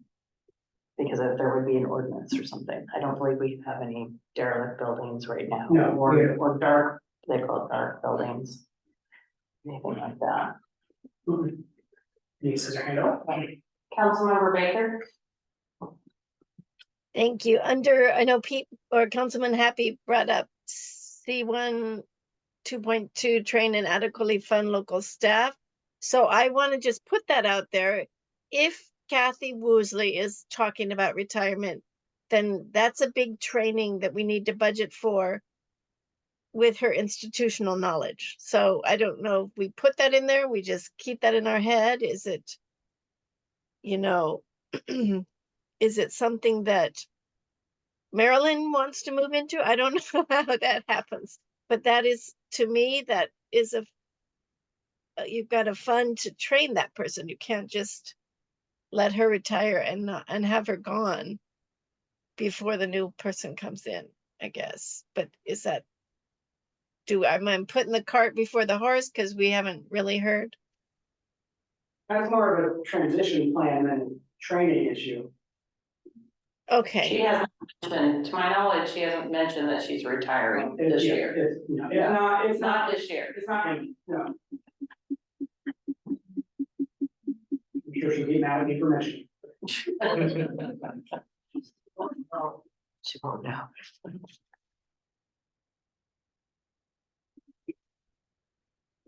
Center.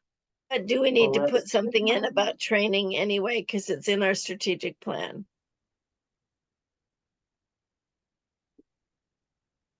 training and adequately fund local staff to administer and enforce the codes. We decided that that would happen later, because we wouldn't want to train them on our old codes if we're gonna change them. Okay, thanks. And I I guess, want to apologize too. I'm very sick. I have the COVID, so if it looks like I'm lounging about, it's because I'm very sick. We can No. hear it. We can hear it. Okay. I wouldn't say so much, I mean, for this coming year, not so much training, but again, building that database of provisional residents or properties, and just rebuilding the enforcement organization, not so much the training.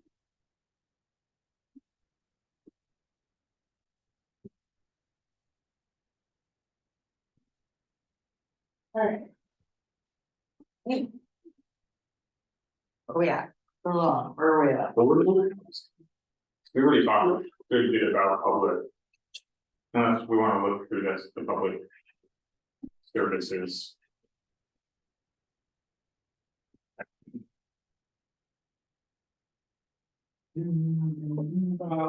I guess, we haven't presented anything yet, but does council want to make a public safety levy a goal?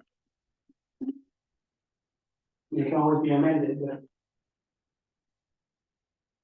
I think we need to, because, or maybe not public safety, but securing funding for the fire. yes, Yeah, whatever that may be, we need to do that. I'm glad we're going after other areas to be able to get money to the fire department, but we need to, that's one of the other ways to do it, so. Right. Yeah, And I think to your point, Tammy, we gotta, the cost burden needs to be on the people that are benefiting from the service. If the residents of Cascade Locks are, paying to provide emergency services to people on 84 that are traveling through Multnomah County, that doesn't seem equitable or fair to the citizens here, right? But to your point, time is important and we want to be able to get there to help them, and we need the money. But I think, we need to get the people that are benefiting from our services paying for those services, not just the residents of the Cascade Box. And then just continuing, if they have the funds, they can continue to replenish equipment, retain their staffing, get competitive with wages.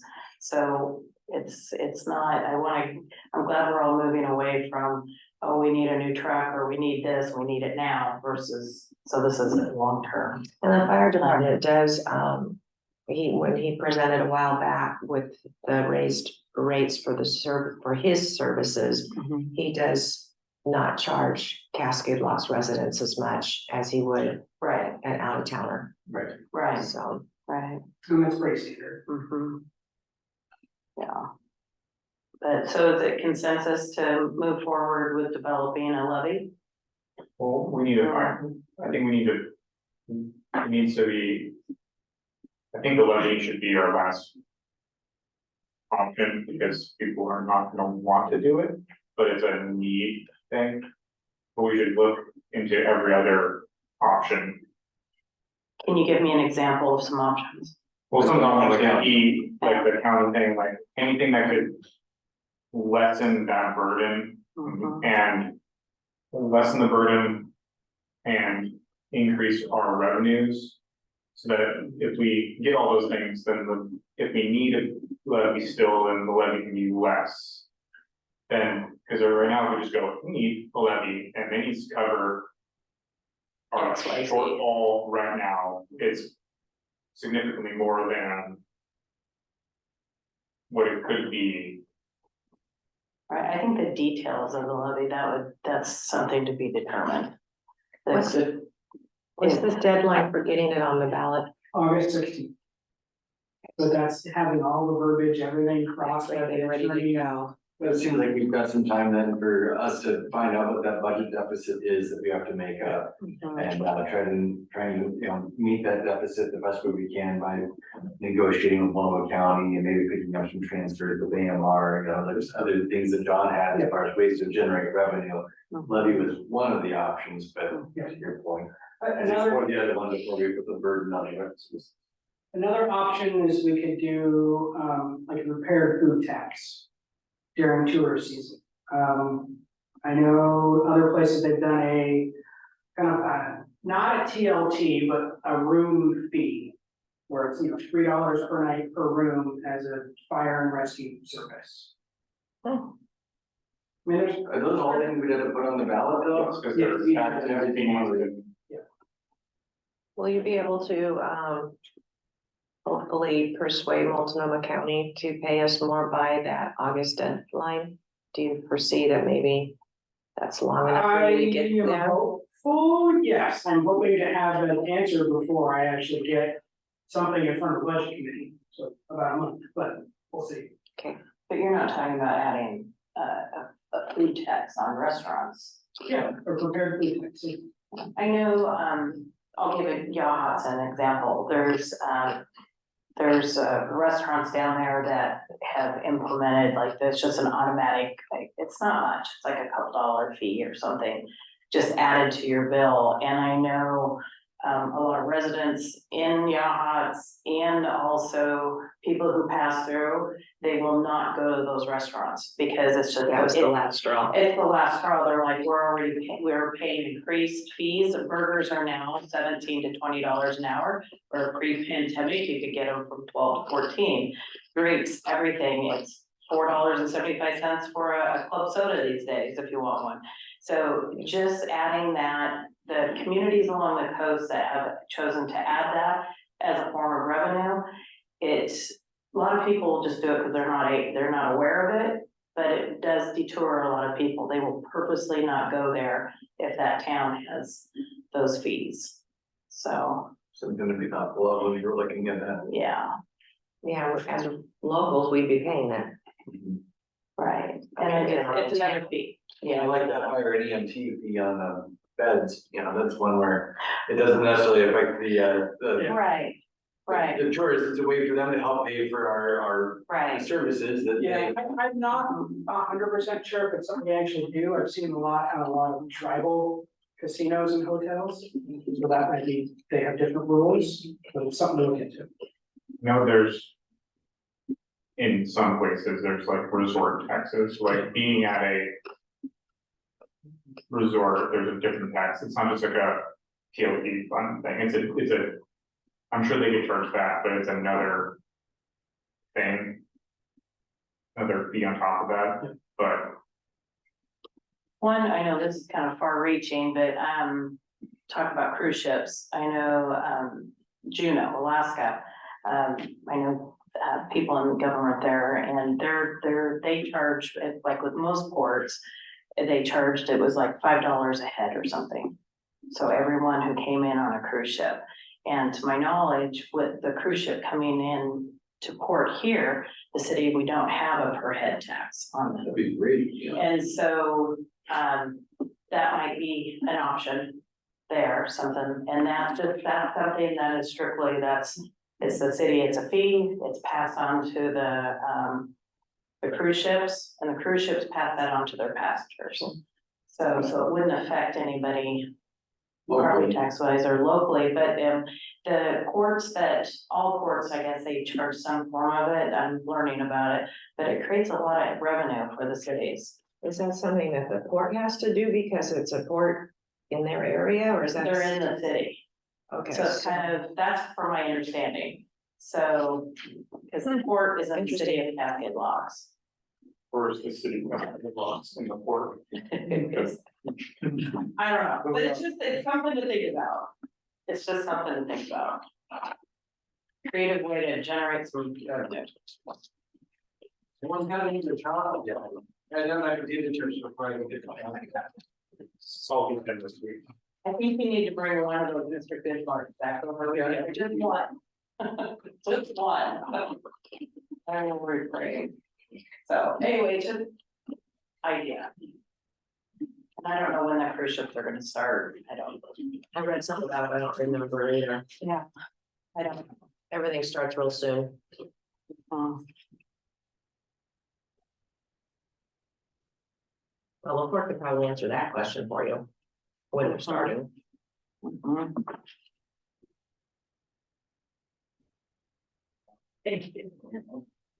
These always remind me of my mom, she would say it's.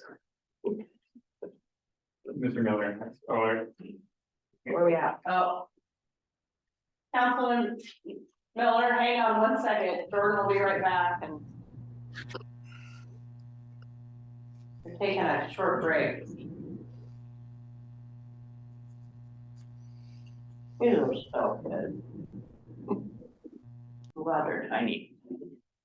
Thank you.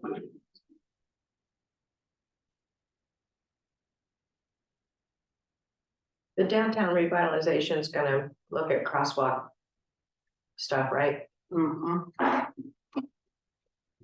I know Pedestrian traffic. Stevenson is sure talking a lot about it. Boy, that's big chatter because people are still almost getting hit, even though they've got the little flag in their hand when they're walking across the street. And I don't know how they're gonna get past that because theirs is, let me tell you, it happens to me all the time here. Mm-hmm. that's what I mean. Pushing the, you would think that if pushing a baby stroller across the road, people would stop. Oh, that makes me They mad. don't. Yeah, I've had cars like either walking across the road and not like a designated crosswalk, but technically crosswalk is anywhere that two ends of the street like, go. Mm-hmm. It might not be marked, but it's there, like, it's an Oregon law, actually. and I would cross in those places and had to stop in the middle of the road because somebody was not gonna stop. Oh, I know. There's nothing we can do about that, because that's I. legal things. They're all rock at them.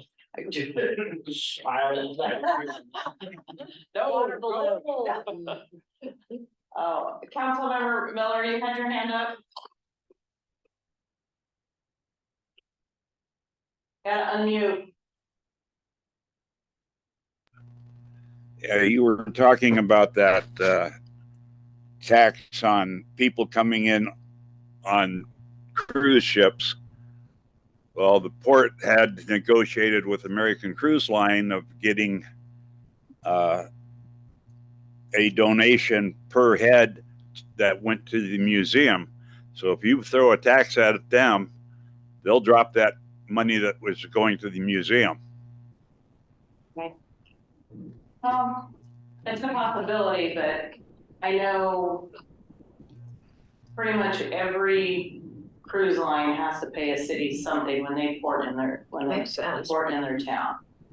So maybe it's just something that wasn't thought of or negotiated in, but it's certainly something to take into consideration. Absolutely.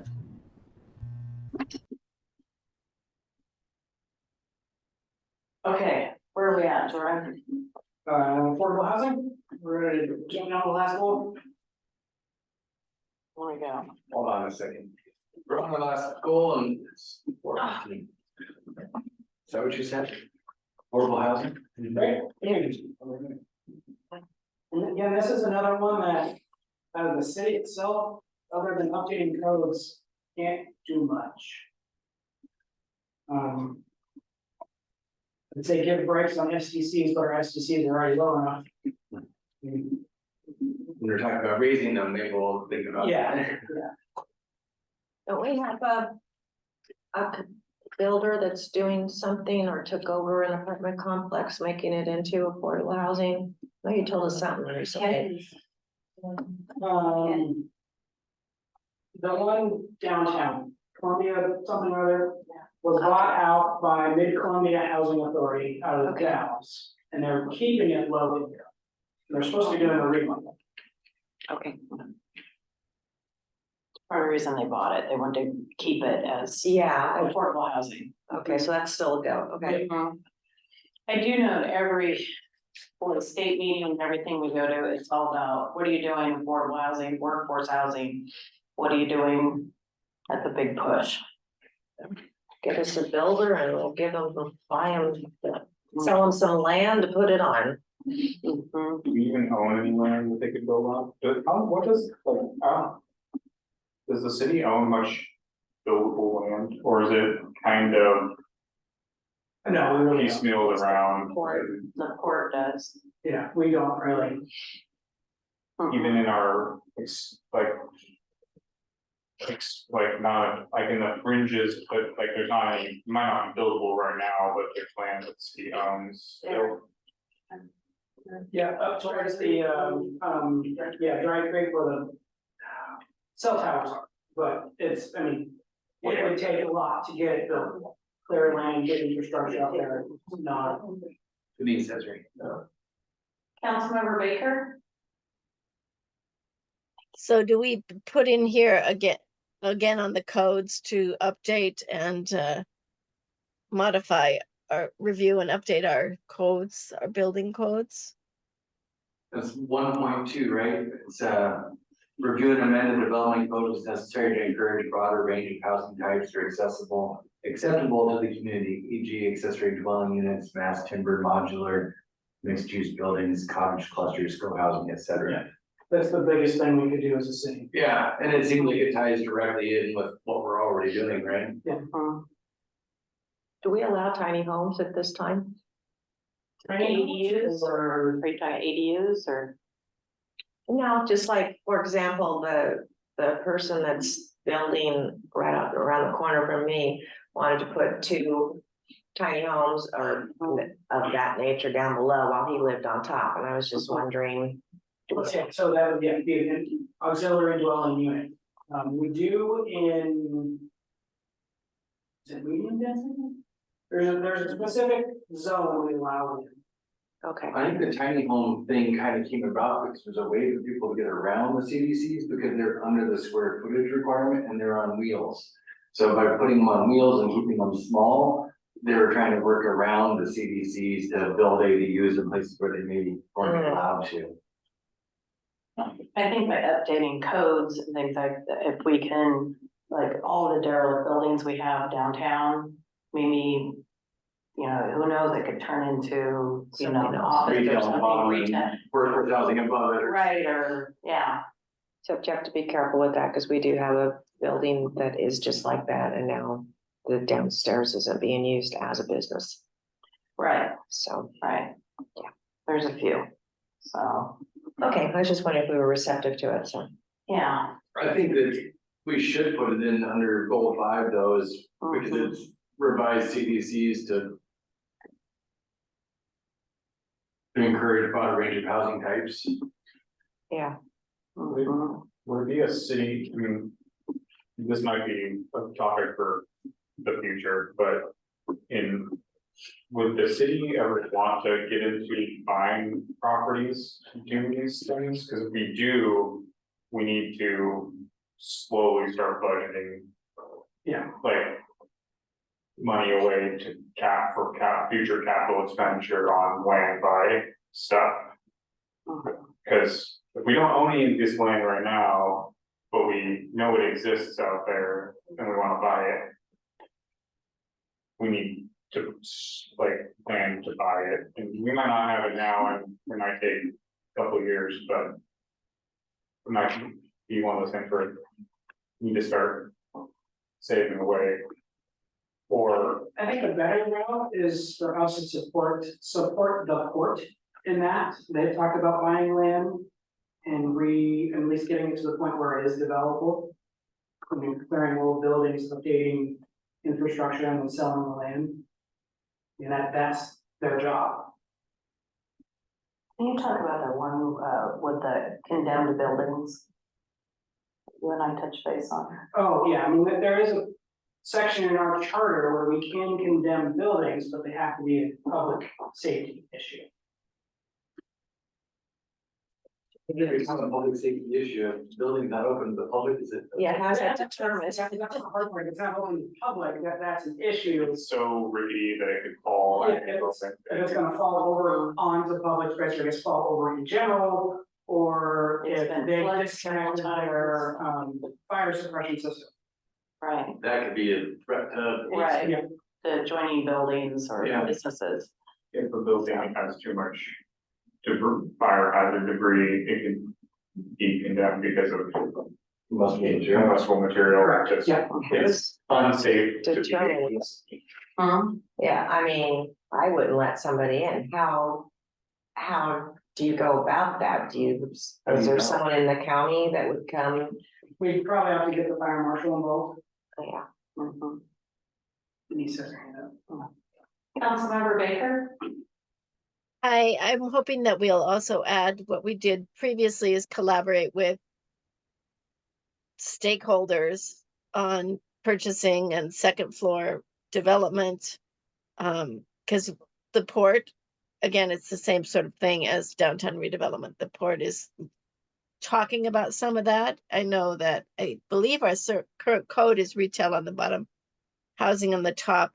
So once we get our codes to encourage housing development, anyway, so I would just say collaborate with, I don't know what these stakeholders are called, but collaborate with, property stakeholders such as the port. And then the third thing, I'm told that the brownfield grants can be used for properties that may appear to be toxic or have something wrong with them. And so maybe that's a Main Street thing, is starting to talk to property owners and saying, hey, we need to get your property checked out to see what can happen there. But maybe that's just part of the collaboration. So I would hopefully, and someone can wordsmith what I just said, if you have a better way of saying it. Well, what do we say above? Can we scroll up, Jordan? As far as collaborating with outside partners? Communicate, collaborate with relevant. Can you read that? Yeah, communicate with relevant partners, support Main Street program, ODOT, Downtown Business Association, Tourism Committee. So what you're saying is just pretty much mirror that down below under affordable housing, Denise? oh, she's muted. You're on mute, Denise. Yes, and there are, as Mayor Fallon mentioned, you can't go to an LOC meeting without somebody talking about affordable housing. So we might want to put in there look for funding for affordable and workforce. So, but way back under where we are on affordable housing. So not only are going to change the codes, we're going to collaborate, and then maybe number 3, we look for funding. Because there are grants, there's lots of money. It's just finding the property, I suppose, and deciding what kind. So do we need to put that in as a goal, 1.1, that we have a strategy, that we create a strategy? I don't know. I think what I hear you saying is just copy what we have under downtown revitalization, collaborate, communicate with relevant partners under, put that underneath, goal number 5 for affordable workforce housing, but just change the list of people in parentheses. Is that right? You're muted, Denise. Port Main Street, ... Port Main Street County, ... state. But we also need to put in, look for funding. I don't know if we have time for that, or is that asking us to do something that we can't do? So underneath audit and update CDCs, what Denise is saying, is that a second line item there for collaborate, communicate with outside partners, and then look for funding. I do know the state, I just met with Nate last week with the governor's office, and it's all about workforce housing, what are you doing? If you have a plan. I said, well, we've got our strategic plan, but we're working on this plan. He's like, when you guys get it set, let me know. Because if we do this and have it in our language, part of our goals, they can help us. So we probably need to change the partners then, parentheses, because I don't think ODOT's you're gonna be partnering with, Yeah, and they're listed on the very last recommendation too, ODOT is, so we Under transportation, should get there. I would, yeah, get rid of DBA and maybe Yeah. state, yeah. Main Street you can, because there are grants we can get for second floor housing. Okay, and I would put Oregon, state of Probably Oregon and Chelsea. federal, I don't know, but there's probably a ton, just a dot, dot, dot.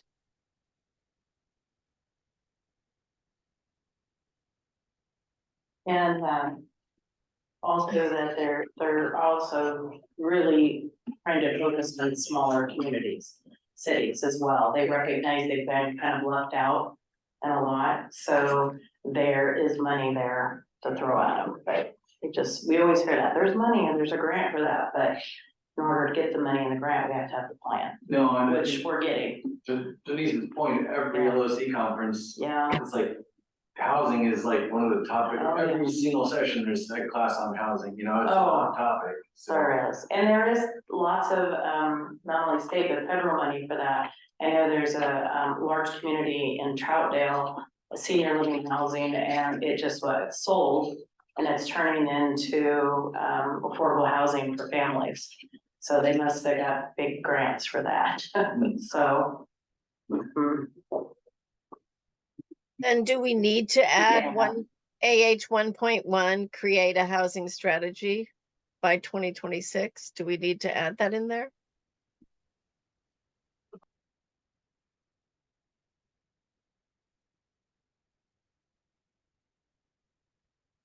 On it now.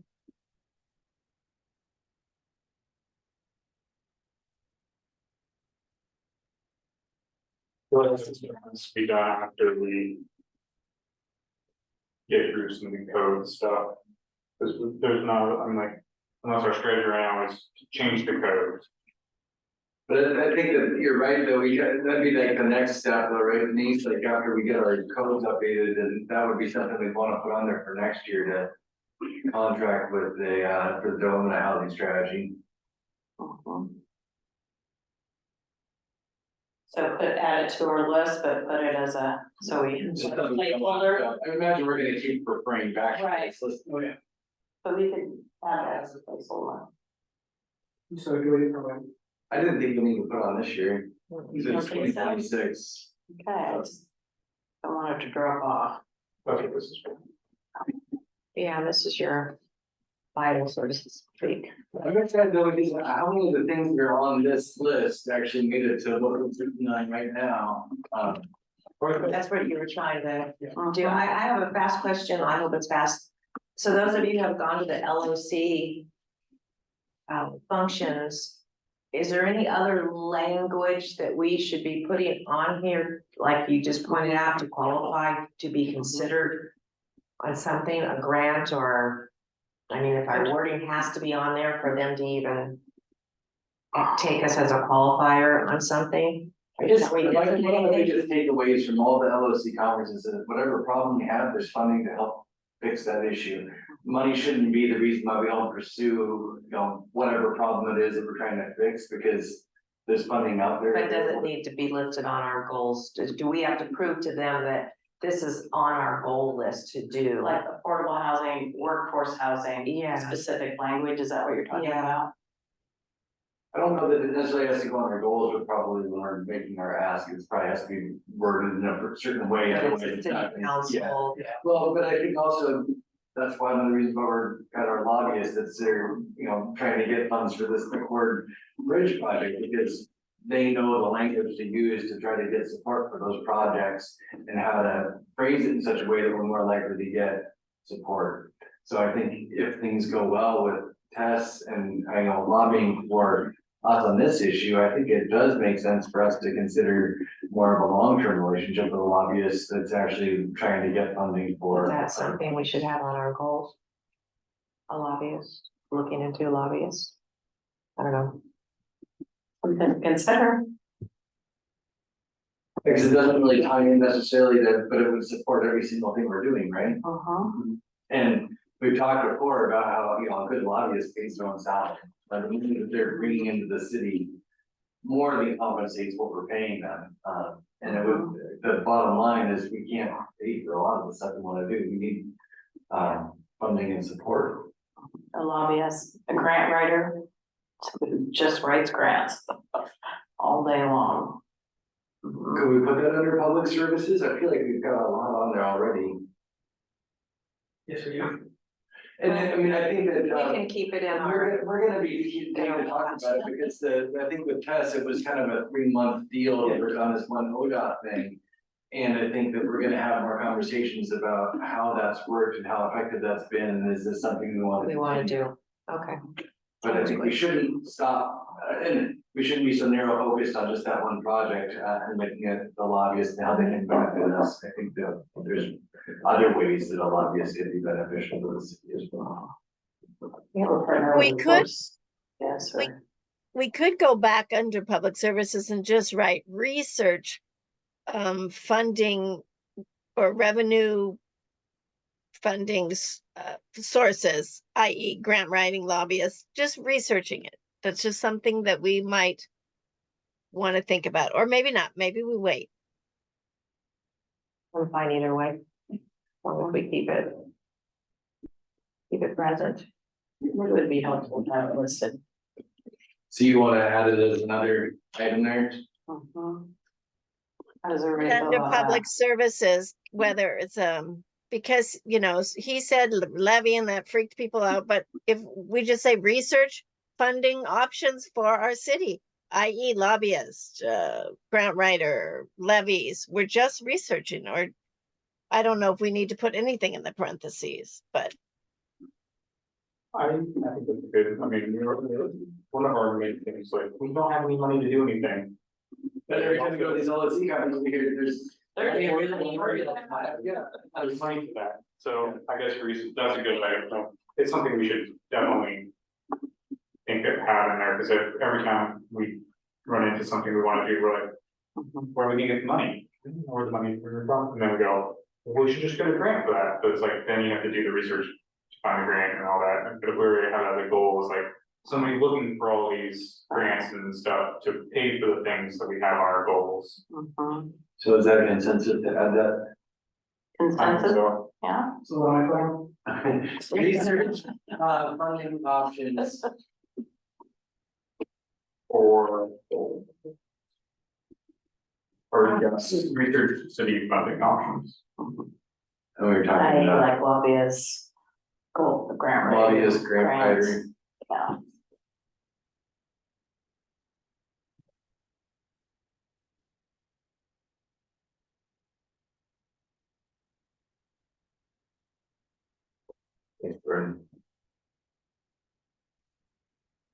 How do you feel about this list of goals? Are they specific enough? Are they too abstract? Are they, is there too much? He Is it? looks overwhelmed. Now I'm just looking back over the list. It's definitely a lot. I will say that. I mean, a good chunk of them are pretty quick to do things, I think. Like our meetings. Our meetings. Yeah, this is more of a council thing, putting a survey together is not that hard. Website's kind of a Website. big project. Yeah. But again, that's another one we're gonna hopefully contract with somebody else to do with the migration, right? Yeah. It shouldn't be, it's more of the selection. Yeah, I think that's really how involved council wants to be in that process. Do you guys wanna see demo websites? I know I don't. it's kind of that thing where is that more of a administrative thing or how? I don't really care How about involved does the- council want to be? I think what we need to do is maybe specify a list of objectives that we want our new website to meet. Yeah. Right? And And then then we each one is. that's all. Yeah, like, we don't need to be in all up in the business of like, the design and layout, the Yeah. colors, so I don't, but I think if. Council has a list of objectives we want the new website to meet, and we provide that to you, then. Alright, so maybe that's a work session. And it's a design process. Anytime you're doing advertising or anything, you create it and then you get feedback on it, say it's too blue or whatever. And then you go back and forth and then you come up with your final project. But I definitely, and I imagine whoever we work with, when we get to that stage, can probably say, here's a rough draft. Right, Have you, here's a give sample, some feedback. here's a sample, yeah. I do think a lot of these are things that are already in process that are just going to take time and like the amount of work Like it takes. the CDCs, I mean, that's a project we're already working on. Yeah. You know, so there's a lot of things like you're saying that we're already doing, we're just writing it down. Is there anything that's not on the list that was on anyone's list, their personal list of thoughts? Butch has been really quiet. You still there, Butch? Boy, not feeling good. So, wait, Yeah, I'm here. The only thing I think you're missing is nobody's talked about Forest Lane. That was on We the need- prior year goals, but it didn't get moved over to this one about commercial traffic and speeding. Well, with the amount of new residents along Forest Lane, it is too narrow for what we'll have in increased children in the area, bicycles, because of the bicycle route that's now stretched all the way out to the Dalles. And so we need to get some sort of grants to help widen Forest Lane and get the county involved. You know, that's going to be a problem in there. And I'd sure like us to get something done before somebody gets hurt. That's the very, very last thing on here. Yeah. yeah, I mean, not kicking the can down the road, but I think some of that will be answered by an updated transportation system plan.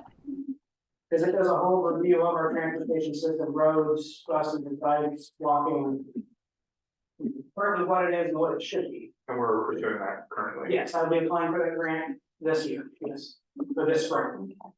And that's, I think, a good example of something where a lobbyist would be helpful to get some additional state funding to tackle a project like that, or federal. Oh, yeah, that's a multi-million-dollar project. Yeah.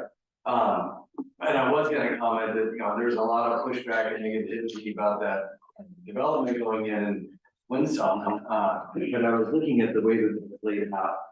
And it'll enable kids to walk inside the neighborhood to get to the bus stop as opposed to having to walk down Forest Lane. So I see that there's like, you know, there's gonna be some sidewalks there that weren't there before, and I really think it's gonna make it a lot better. I mean, I would see kids in the morning and it's pitch black out, walking down, you know, Forest Lane. In the street Yeah, sometimes, it's in the middle because of there's the no street. sidewalk, yeah. Mhm. And so that new development will reduce some of that, but to Bush's point, there's a lot more work that needs to be done there. And we're encouraging people to come here and ride their bikes. Yeah, Down Forest Lane, so. the majority of that road is owned by the county. So where's that traffic study? Is that something we got in the works or something that we wanna do, that we just have to find the funding to do? Well, we have to apply for the grant. So ODOT has a grant, we can apply for it, and if we get it, then we can do it, otherwise it's like $200,000. And so when is that, It closes July 31st, so we wouldn't get an answer probably until September. Got And and that's on your work history plan? yes, yeah, no, it's on my to-do list. Great. There's a pre-application due April 1st. Then they kind of help you prep for the application itself, and then the application itself opens up in May. Well, thanks for bringing that up, Butch. Councilmember Baker? Hi, thank you, Councilman Miller, for bringing that up. It is under goal AH2. It says prioritize development of key infrastructure systems. And AH 2.2 specifically says Forest Lane. So I'm wondering if we should add that to one of our goals. Is it says ensure the transportation system serving higher density housing areas meets the needs, e.g. Forest Lane. Trains. That's So all a long-term goal though, isn't it? I mean, and we already have the transportation plan in the works to get the grant to do that in July. Okay, Yeah. I Is just the think it's transportation nice to plan add on it there? because it was in the strategic plan goal, and Butch makes a point. We haven't really talked at all about roads. But No, I the- defer the- to this the council. itself, no. Okay. Say that again, Jordan. The TSP transportation system plan is not mentioned specifically in this list. I guess we should just put it on there because it's something we're already doing, and it is a goal that, it is something we do want to happen. And it's incorporating two things that two council members have just brought up, so, And multiple sections on yeah, this, because it doesn't just help the downtown revitalization, it helps yeah. affordable housing. And then applying for What's, that and I guess term. now that you've got this kind of outline, what's your plan for next steps with this? Review it and kind of assess timeline for each and what I can delegate to staff and or planning or tourism commission. And so you're gonna update this with kind of plan on when things are gonna have, when. Yeah, I mean, is that something council wants to do, or do you want me to propose a timeline and who's responsible? We can talk about it at a work session or a council meeting or something. I think that's something that is like that definitely should happen from staff, and because that's a little bit too nitty gritty for council to get in. Like, Getting in I the agree. weeds. Once, Jeez. yeah, could you guys, put together a plan and then bring it back to us to show us what the final document? That sounds good. and then if we have any like strong disagreements as of when things happen, we can maybe do a shuffle time. Yeah. When things get- Reevaluate. I have an all-staff meeting, mandatory all-staff meeting planned for Thursday, the 21st, to go over, hopefully, the approved new handbook, the approved new, financial policy and these plans. So when will we have a chance to review the, finalized annual project plan? I took the calendar down.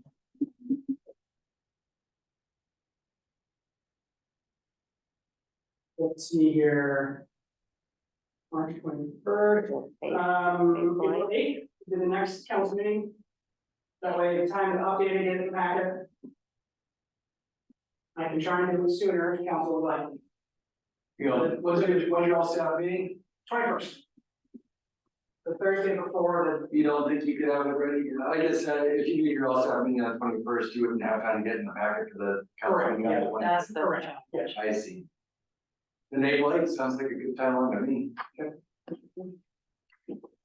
We're gonna start working on, dates for budget, because I know everybody starts to get really busy as the weather gets nicer, I know I do. So we should probably, I know you don't know exactly when you'll be ready. Yeah. But I think we should start thinking about dates.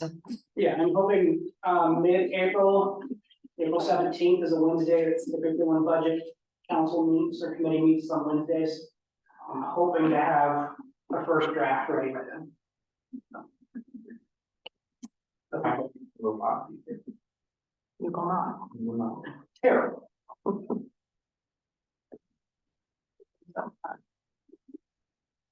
There it is. Spring break this year. And End of March. End of this month. Is it the end of this month? Mm-hmm. Is there actually, Zoe has a school, the person in fifth, but she's in Washington, so it might be different. It's usually a week different. Yeah, the 25th. Yeah, Gresham is the last full week of March. Mm-hmm. I feel like Hood Rivers is like the week after typically. Or at least was last Yeah. year. I can try to. If somebody has any That- further points of discussion, I want to make a motion to adjourn. Any other discussions?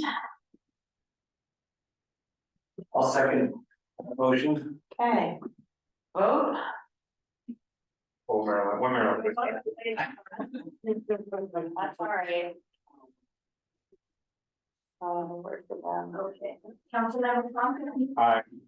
Emily Baker, Hi, Carol, Aye. Happy, Aye. Miller, Aye. Maribel. Aye. Meeting adjourned. Thank you, Councilmember Miller and Baker. I know both of you are a little under the weather, and so really appreciate you attending today. And I know it was a long meeting, and now we'll get some rest and feel better. We got next Sunday off.